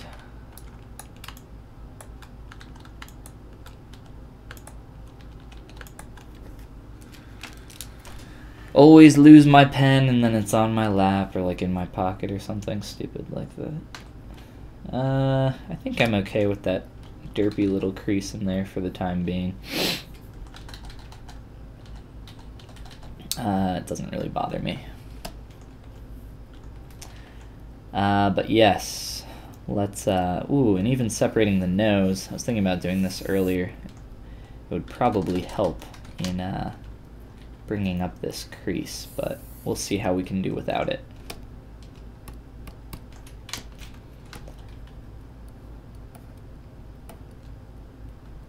Just trying to change the direction of this form a little bit, and it'll probably require some serious tweaking here. Dragon Ball needs some more love. Dragon Ball really hasn't changed much, at least the new show, but I watched a few of the episodes, and by few I probably mean like 30, but I don't know, it's such a slow-moving show. I have a couple of the mangas, actually. Ooh, my stream health is red. Video output low. I hate that. Make some Dragon Ball ZBrush videos. I'll be charging up my spirit bomb for the first 10 episodes. It'll be a good time. I lose my pen all the time, and I have to make a mess to find it. Yeah. Typically, like I said, it's just in my lap. So I don't know if lose is really the correct word there. But, yes. Trying to still change the direction of that form.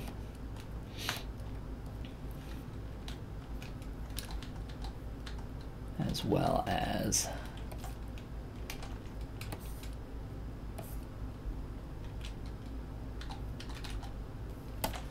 we'll come back through, pincharoo,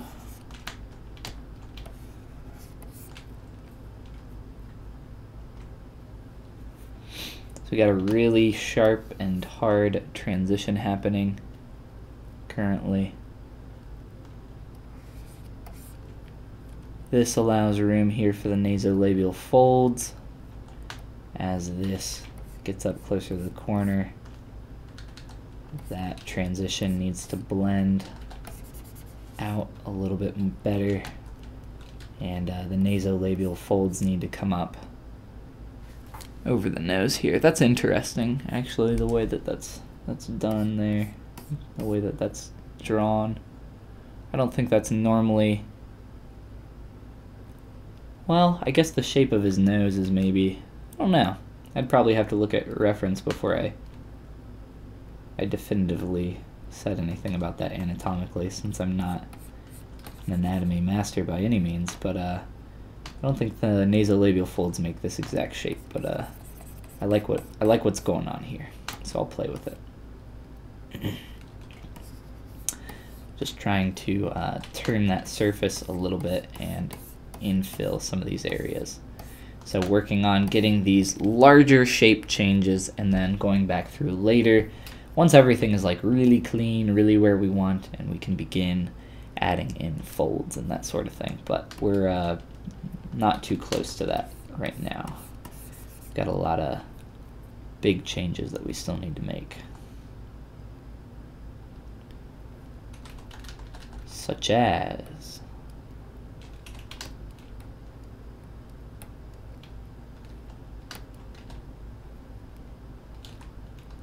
changing the shape of this upper lip.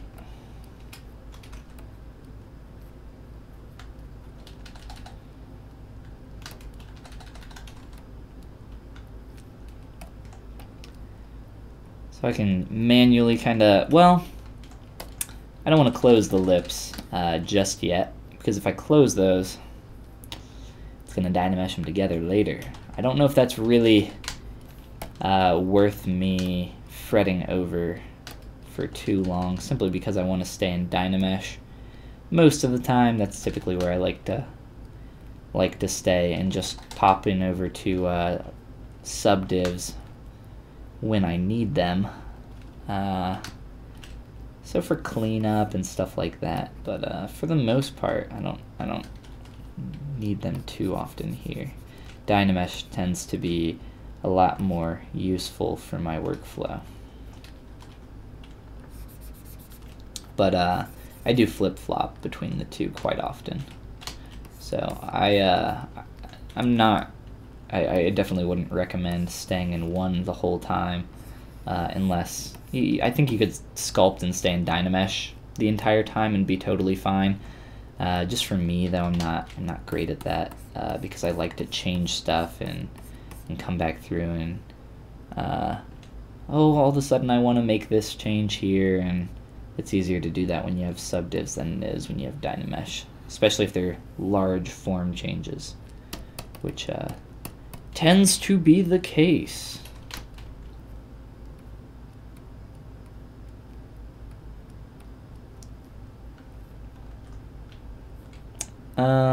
So I'm coming through with my move brush here after I've masked off the nose, and essentially what I'm trying to do is create the shape here that you see in the nasolabial fold. And it's not an easy shape to create, that's for sure.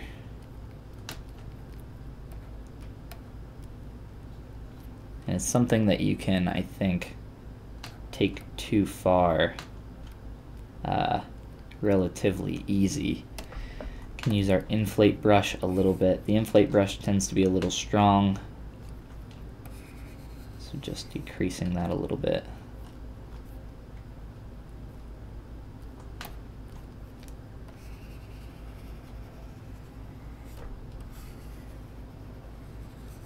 Trying to use an alternate smooth. The alternate smooth is when you hold the shift brush to smooth and then let go of the shift brush while you're smoothing. It's a little bit of a strong line also happening up through here, casting a shadow. Just kind of trying to block that in a little bit.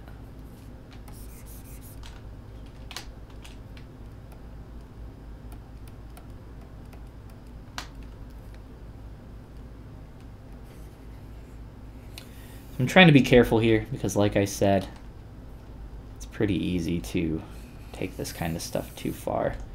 And I do want to be, accurate to my reference, accurate to the concept, and try to do a good job portraying this, but it could be tough. Trying to slow things down a little bit.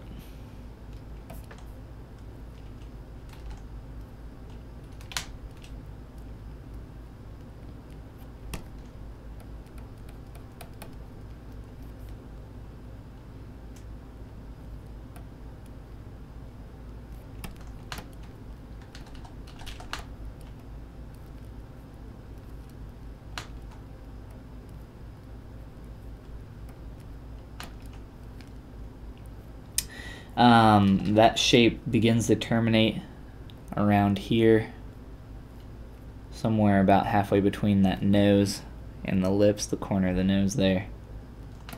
So we can start to begin doing that as well. But yeah, I think that's a good starting point, and we can tweak that more as we go. But yes, somebody was asking about separating the jaw and how it doesn't work, but as you can see here, now that I have my subdivs, cleaning up that separation, that's some crap back there. We don't like that. But cleaning up that separation is relatively easy now. So no worries there. That's what I would recommend doing to clean that up. Get some subdivisions in there and get scrubbing. Get scrubbing with that smooth brush and such. Let's see here. Check the chat for a minute.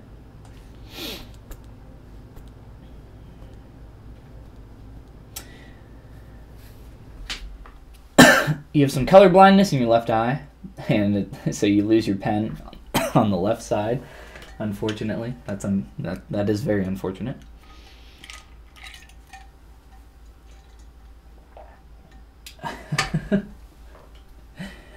So making a character like now, probably gonna make his skin either dark purple or grayish. That sounds fun.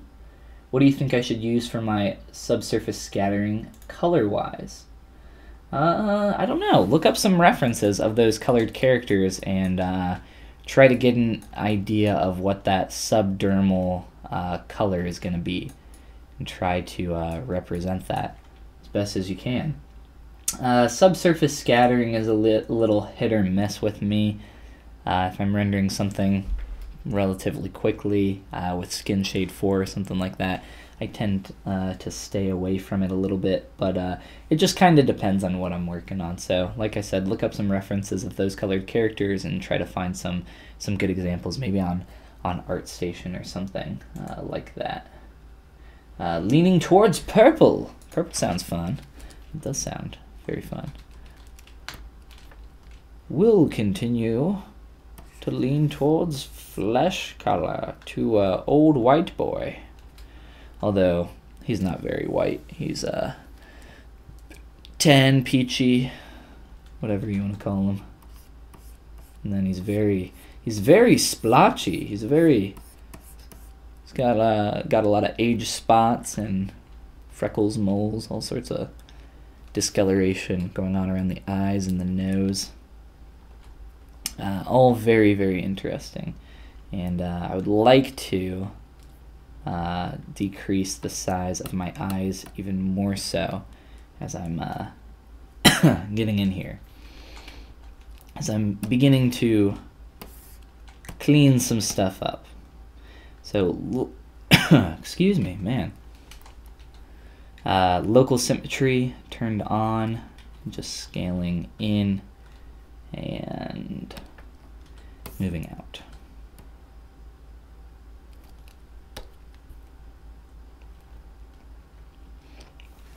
The eyes of the characters in this game tend to be pretty dang far apart as well, which offers a pretty distinct look to the characters in the game, and it's pretty interesting. I'm kind of a fan of it. I like I said earlier, I love pretty much everything about the style of these characters.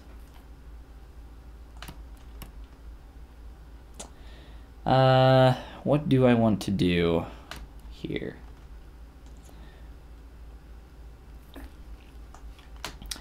I'm going to exaggerate this crease out.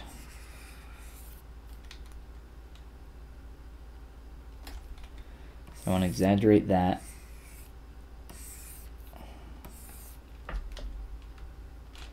And I want to get a nice roundness there, if I can. Again, it's tough when you're looking at something like this from just one view, from one single angle. So, if you have the ability, grab as many views as you can. that form really starts to soften as it goes back up through there as well. So we will try to get that in.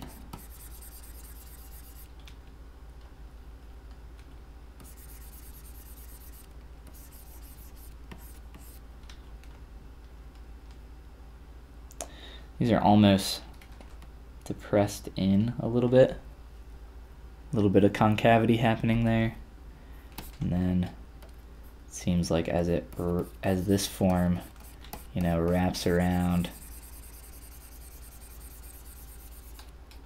begins to soften up through there. Whoops. Again, trying to do a good job of having that form turn at the bottom there. We might have creased it a little bit too hard up through some of this, and try to just soften that on a higher subdiv. So as you can see here, that as I make these changes, we start getting a little bit more roundness in here, and that's kind of what we're looking for. But also trying to keep some of these sharp transitions too.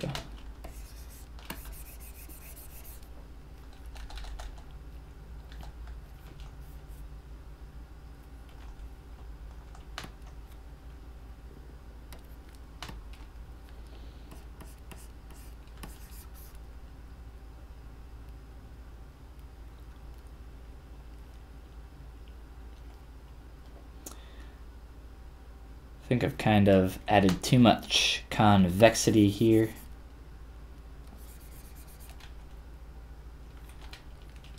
Just try to pull that back down, as well as using my pinch brush. How's this work? Trying to figure out that angle there with the ear.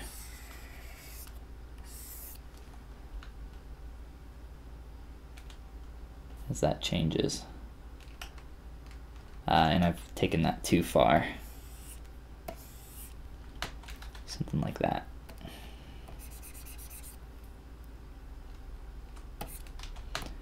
And I also need to lower these brows quite a bit to get that shape closer to where we need it. Whew. Lots and lots of little things that you don't think about at first, but they start really adding up here. Make sure we have the correct brush there selected.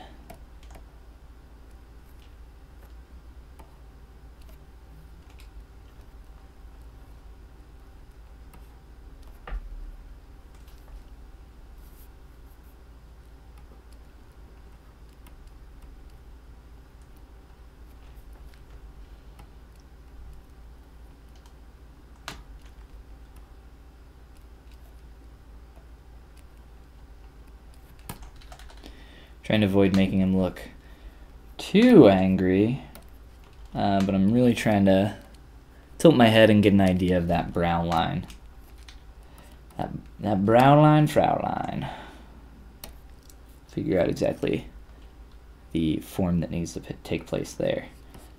I think if we quickly plop on some eyebrows as well, we might be able to reference those against the shape and get a good idea for that as well.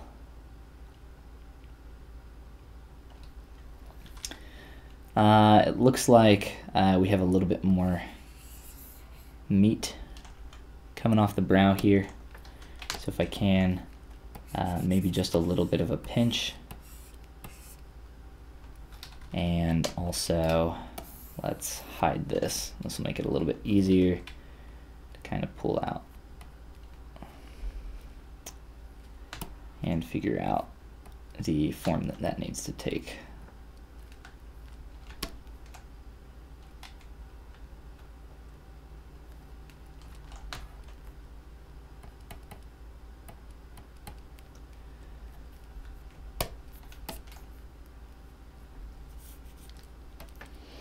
Everybody should take the time to sculpt an angry old man. It's a fun thing to sculpt.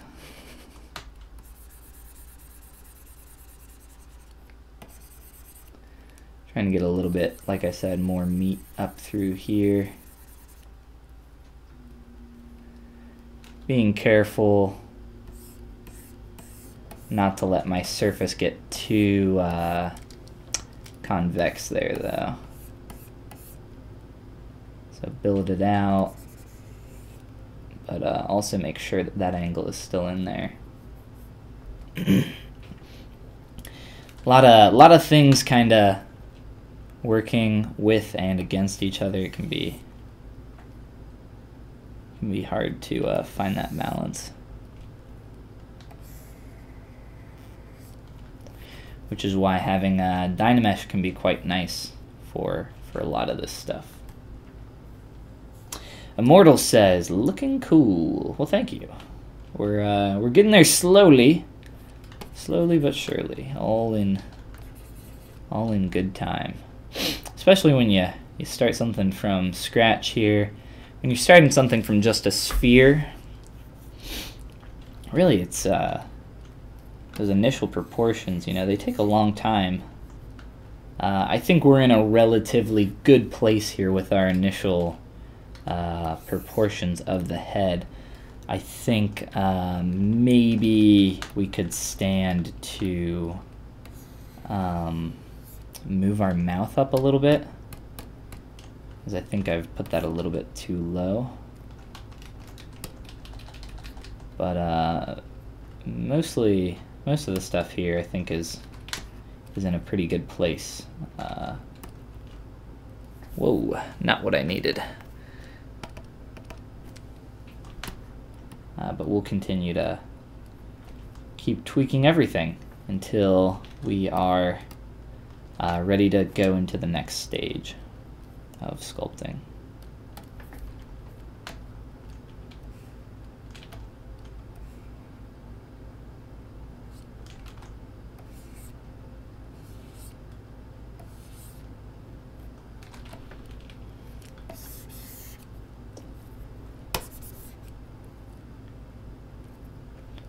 I don't know if I exaggerated that too much or have that even in the right place. It's so hard to read this form happening here.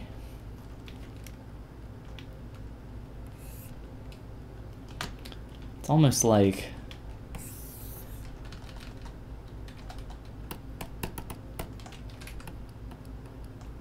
just really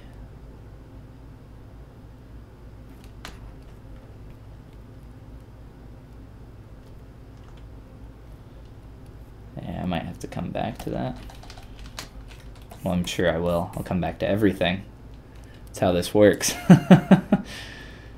Work on one thing for a few minutes, then stop, work on something else.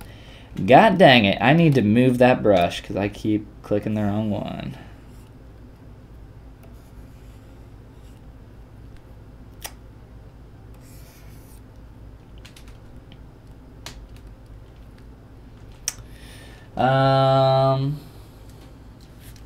Let's see here.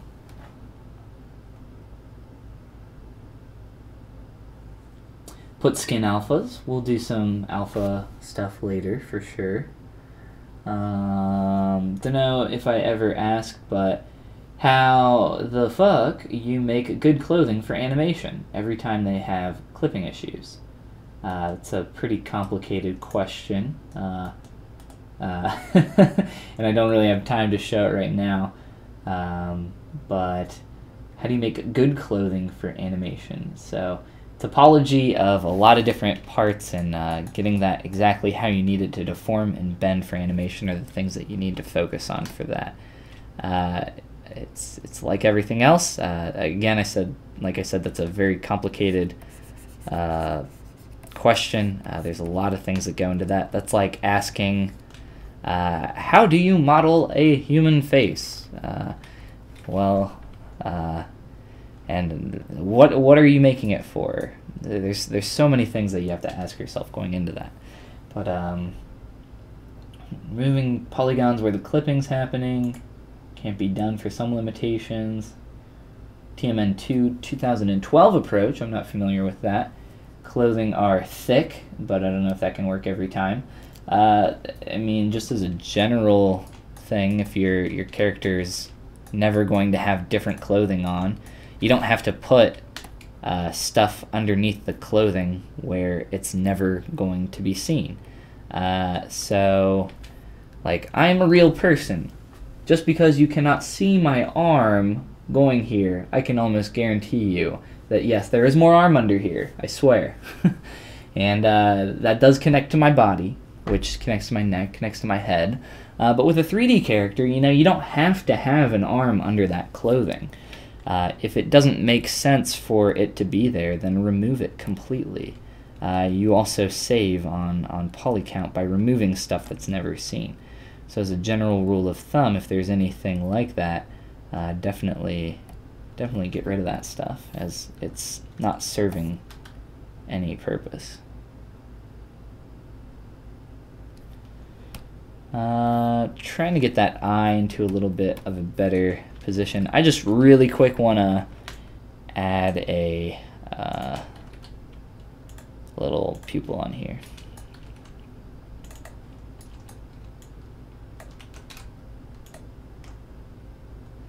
Not what I meant to press, but okay.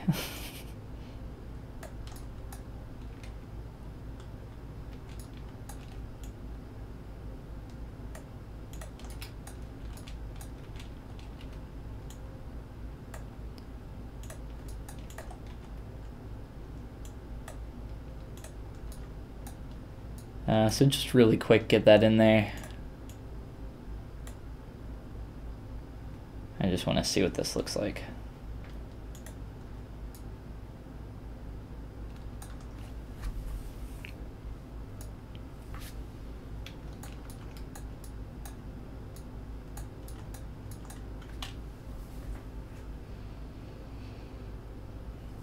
Lower eyelid needs to shrink, and the shape in that upper eyelid needs to turn later, closer to here. Something like that.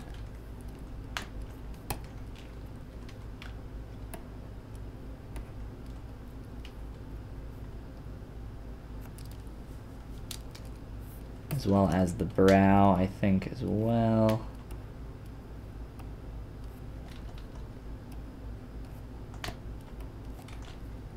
Let me try to just get a pinch in there.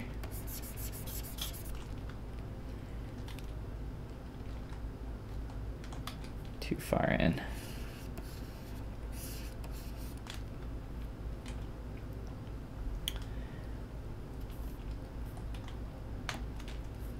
And trying not to destroy a lot of this stuff that I have in here, trying to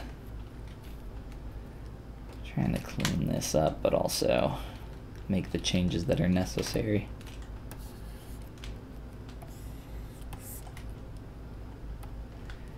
And the eyelid.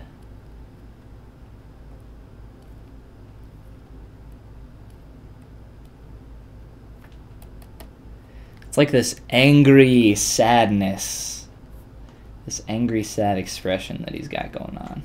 I like it a lot. It's hard to capture though, for sure.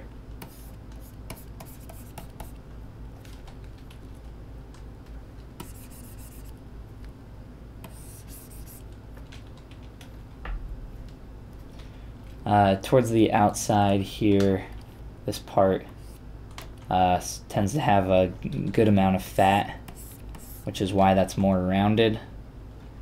And you can look at your own eye in a mirror, or look at some different references, some different images online. I think honestly your own body is a great reference that people often forget about, but don't forget, if you're sculpting a hand, you can just do one of these, look around at your hands. That's what I've done a lot in the past.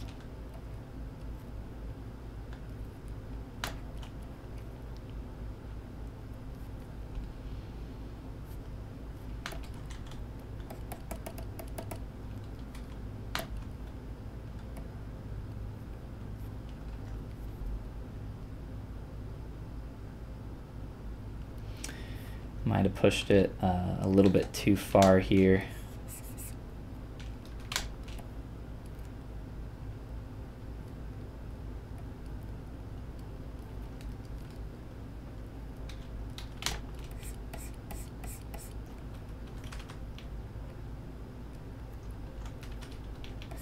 Once you really get into it and you're really like trying to capture a likeness or just trying to replicate something, sculpt it,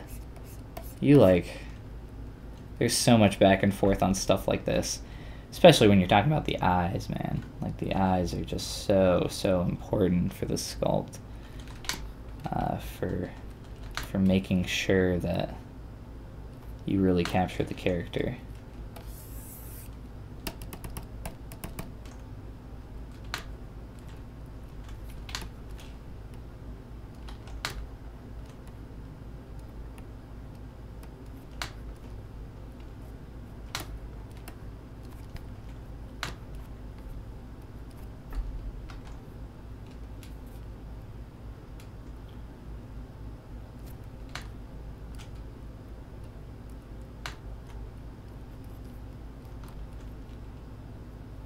Just kind of making some general large-scale proportional changes. Again, those subdivision levels really help with that stuff.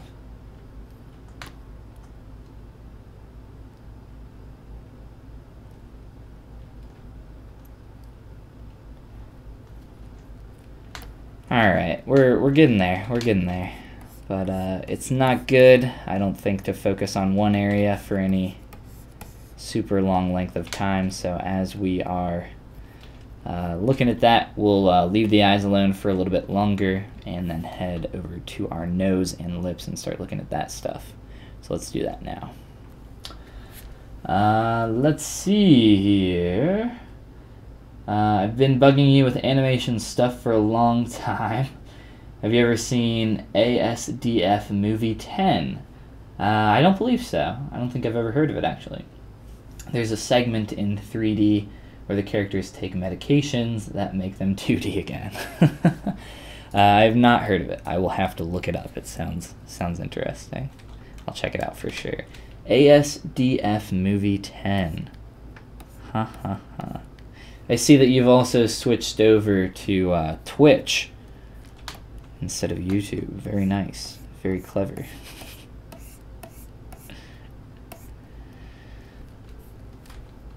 Ah, here I am, going back, looking around at my eyes, even after I said it was time to move on.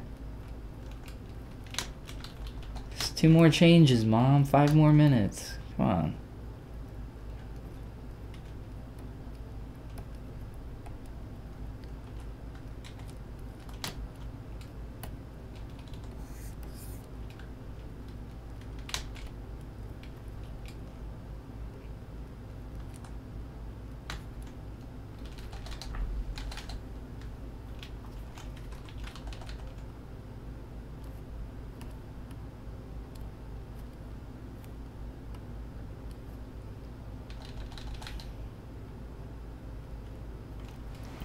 Alright. Nose, nose, nose. The nose, nose. See if I can carry that form a little bit further, as kind of lost it there a little bit.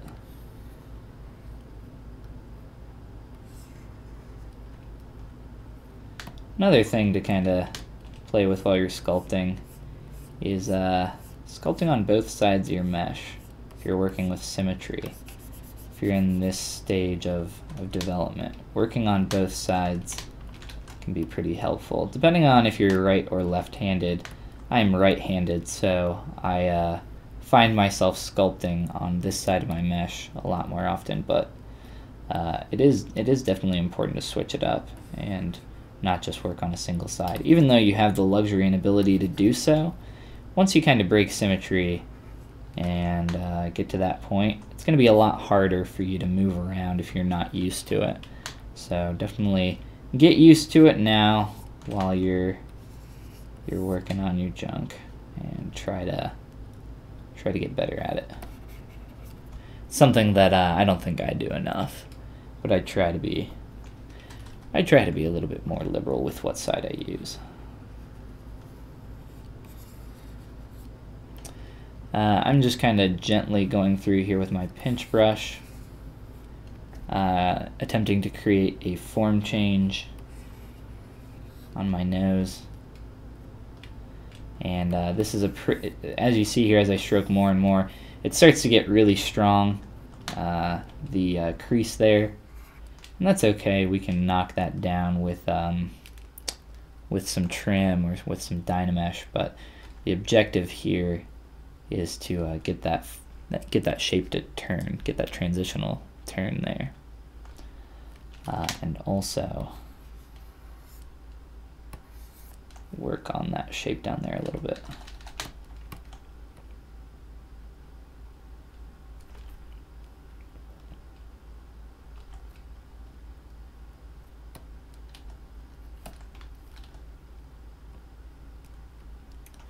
I love me some noses. Love sculpting noses. Noses are so much fun. There's so many different noses out there too. There's such a large variation in noses to sculpt. So if you sculpt a shitty nose, you can just be like, well, come on, that's just a weird person's nose. Somebody with a real janked up nose. That's not a bad nose that I sculpted.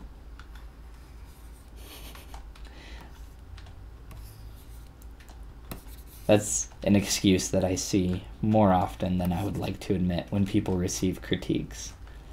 They'll post online, hey, I need a critique on this, and then somebody's like, well, don't do that. And they're like, oh, but I did that because of this. And it's like, well, it looks bad. And I'm like, oh, well, darn. Don't make excuses when you're getting critiques, I would say. Try to...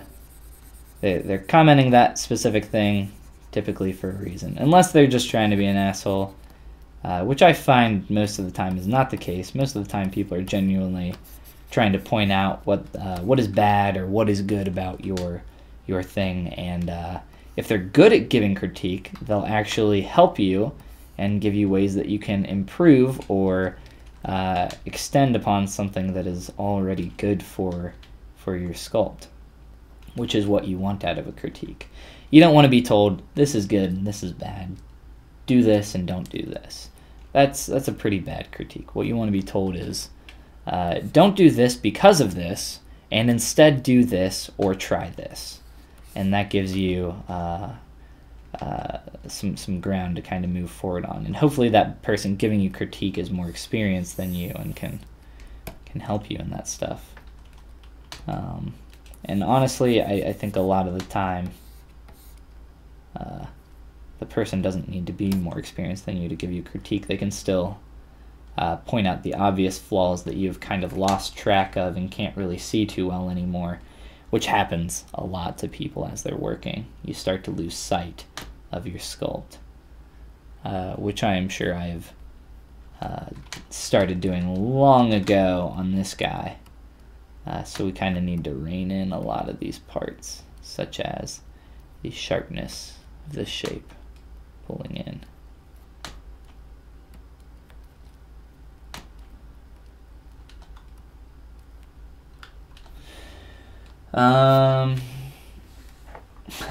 What is your rank in CSGO? I don't play CSGO. CS 1.6 is the best. I literally have never played CSGO. I've never played Counter-Strike. Any Counter-Strike game, I don't think. I don't like playing first-person shooters with a mouse and keyboard.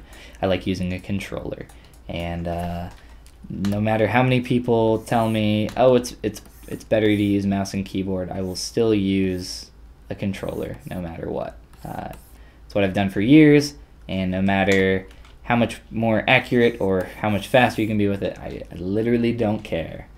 I'm going to stick to my newbie controller, and I love it. I love my controller, so I'm going to do that.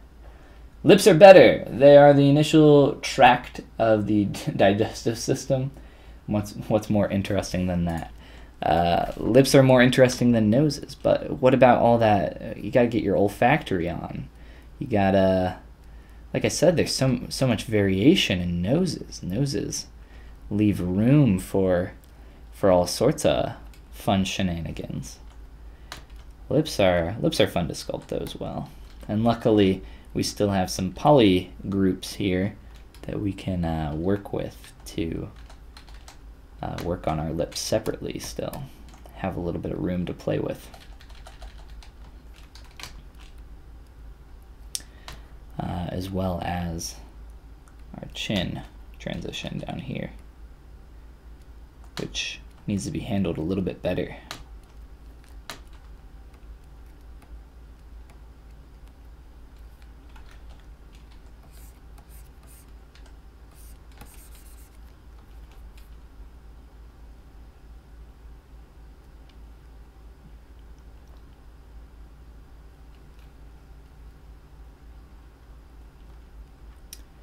Kind of like the crease that I'm getting off of the lips here as that comes down.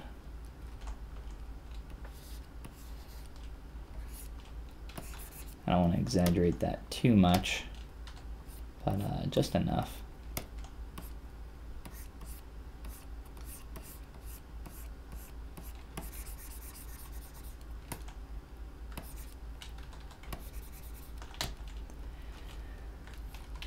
Again, just looking at large changes that need to be made possibly to our jaw. If you want, I mean, his jaw isn't visible at all, so I'm not too bent out of shape if I'm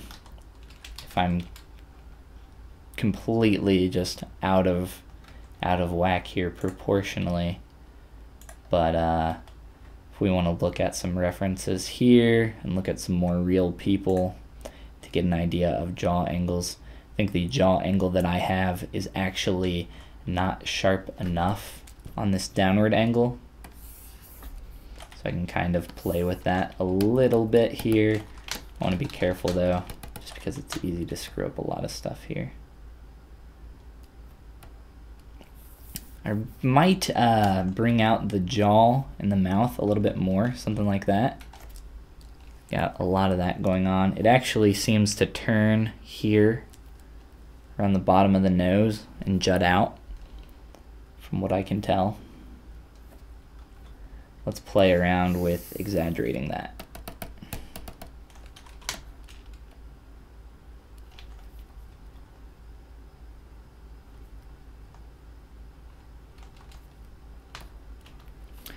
Although it seems like the top lip stays fairly flat.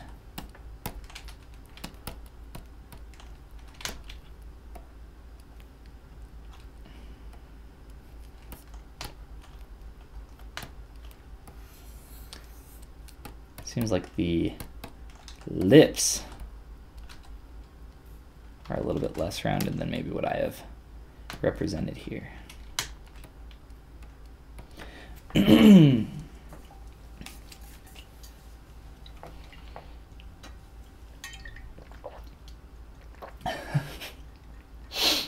Next time, sculpt Triple H.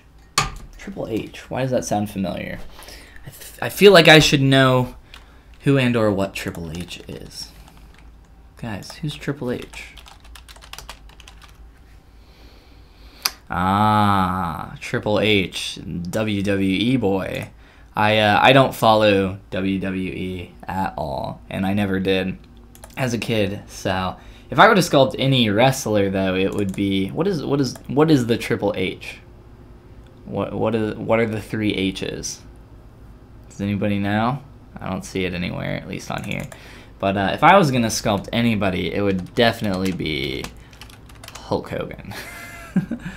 Hulk Hogan, or I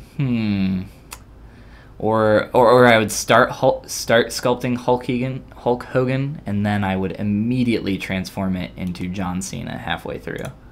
That sounds like that would be a pretty good way to take that. Surprise Cena in sculptural form. That'd be fun.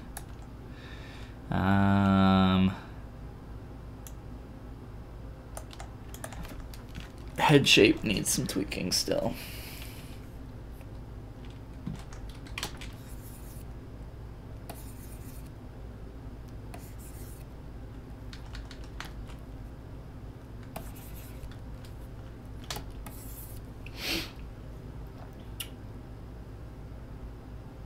I found some Trump head sculpts. The skill level is huge.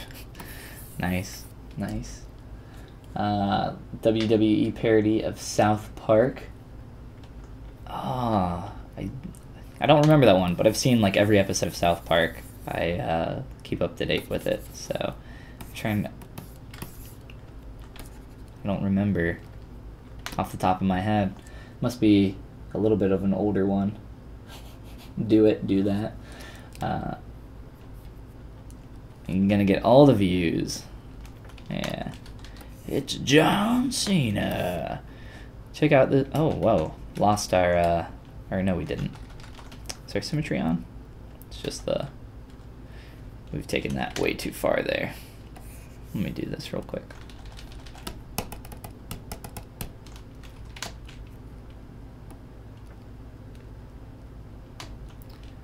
I don't think people do surprise Cena anymore. That's done. It's an oldie. I don't even know how that became a thing.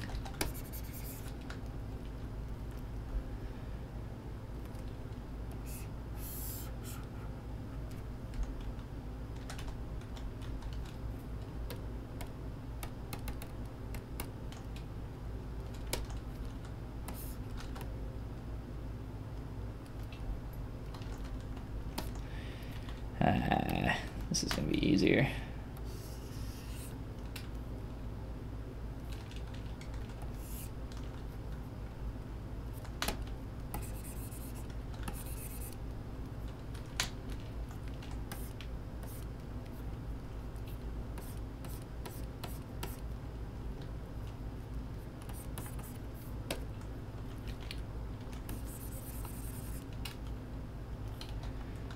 There we go.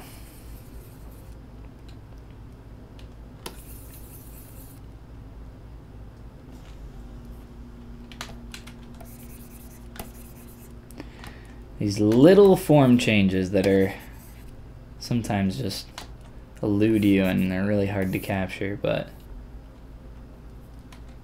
put in the time. Do the crime, put in the time, or something like that. I don't remember. It's not important. No crimes here. Just ZBrush. Oh, all right.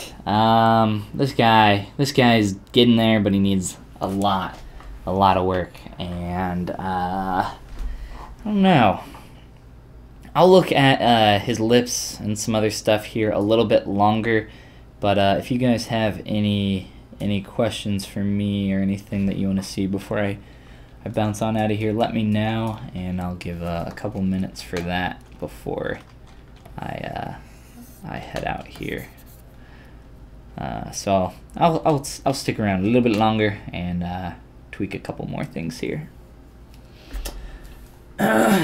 Many things out of nowhere. Anything can happen out of the blue. It's absolutely true. Wow, so clean work. He's really not that clean. He's actually... Are you being sarcastic? Are you making fun of me? He's looking kind of dirty in a lot of these places. But, yeah, he needs to be adjusted. Turn that perspective back on. Okay. Our lips. Whew. Our lips are all janked. Junked. Janked, jonked?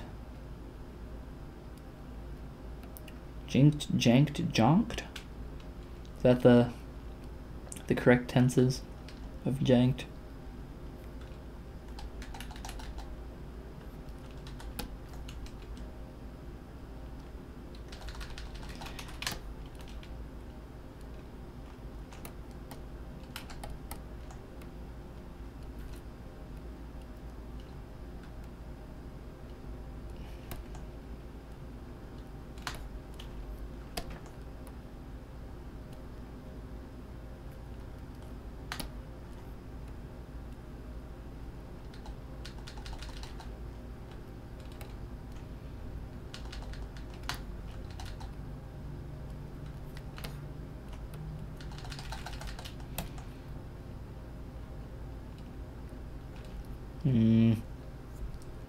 Needs to be thinned out and tweaked quite a bit. The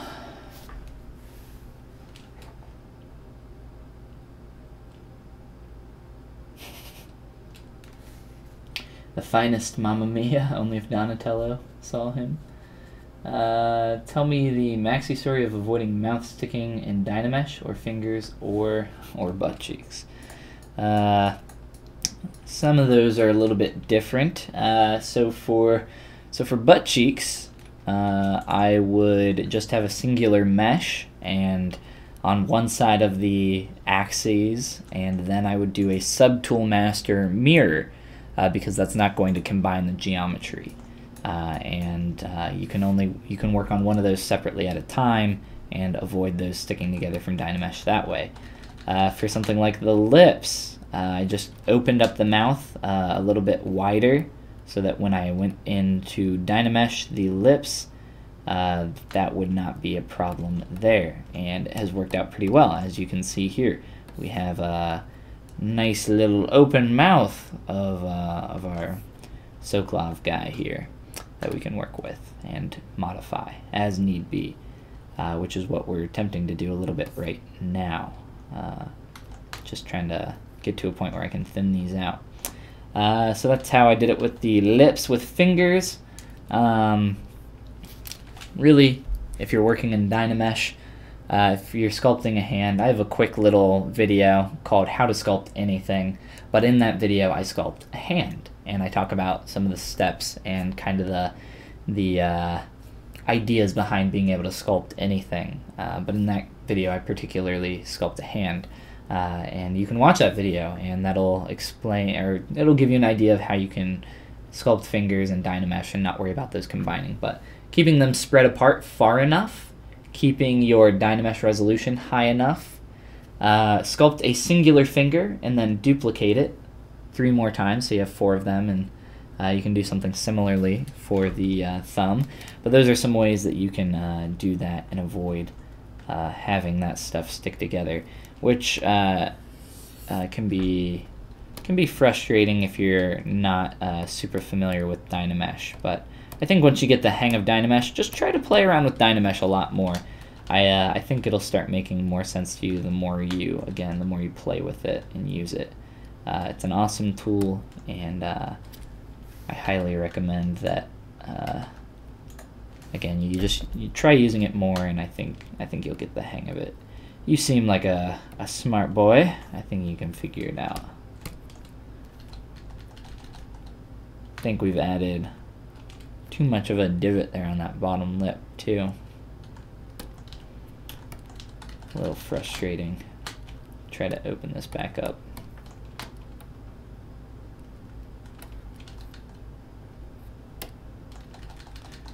We're just gonna try selecting only this piece. Here's our character. He is done. You guys love him. He's beautiful. He's finished. I'm just gonna go ahead and render this out. Looks great. Let's print it. Let's sell it. Looks good. Now, let me smooth out this lip just a wee bit. I want to get rid of some of the volume in there. Try to clean it up, and we'll call this done for today.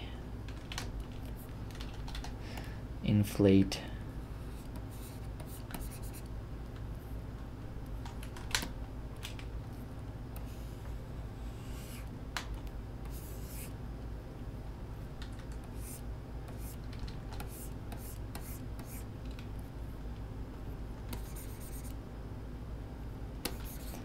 I need to really capture the second crease in this form up towards the top, so I can get the form to bend the way I need it a little bit better.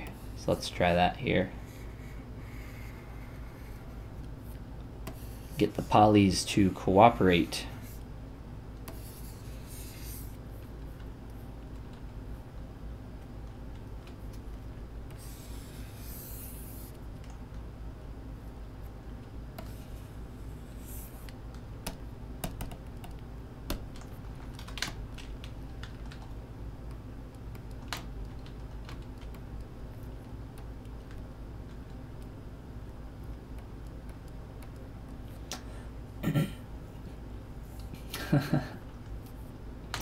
Yes. I love just hiding random stuff on my geometry and getting weird little characters or all of a sudden goofy little things like this. But yeah, I don't know. It's fun. Always a good time.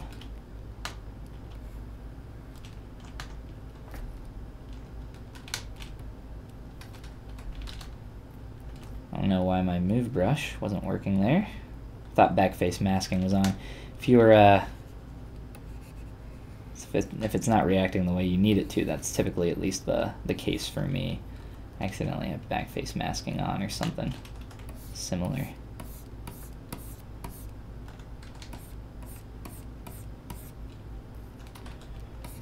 Try to get a little bit more volume there.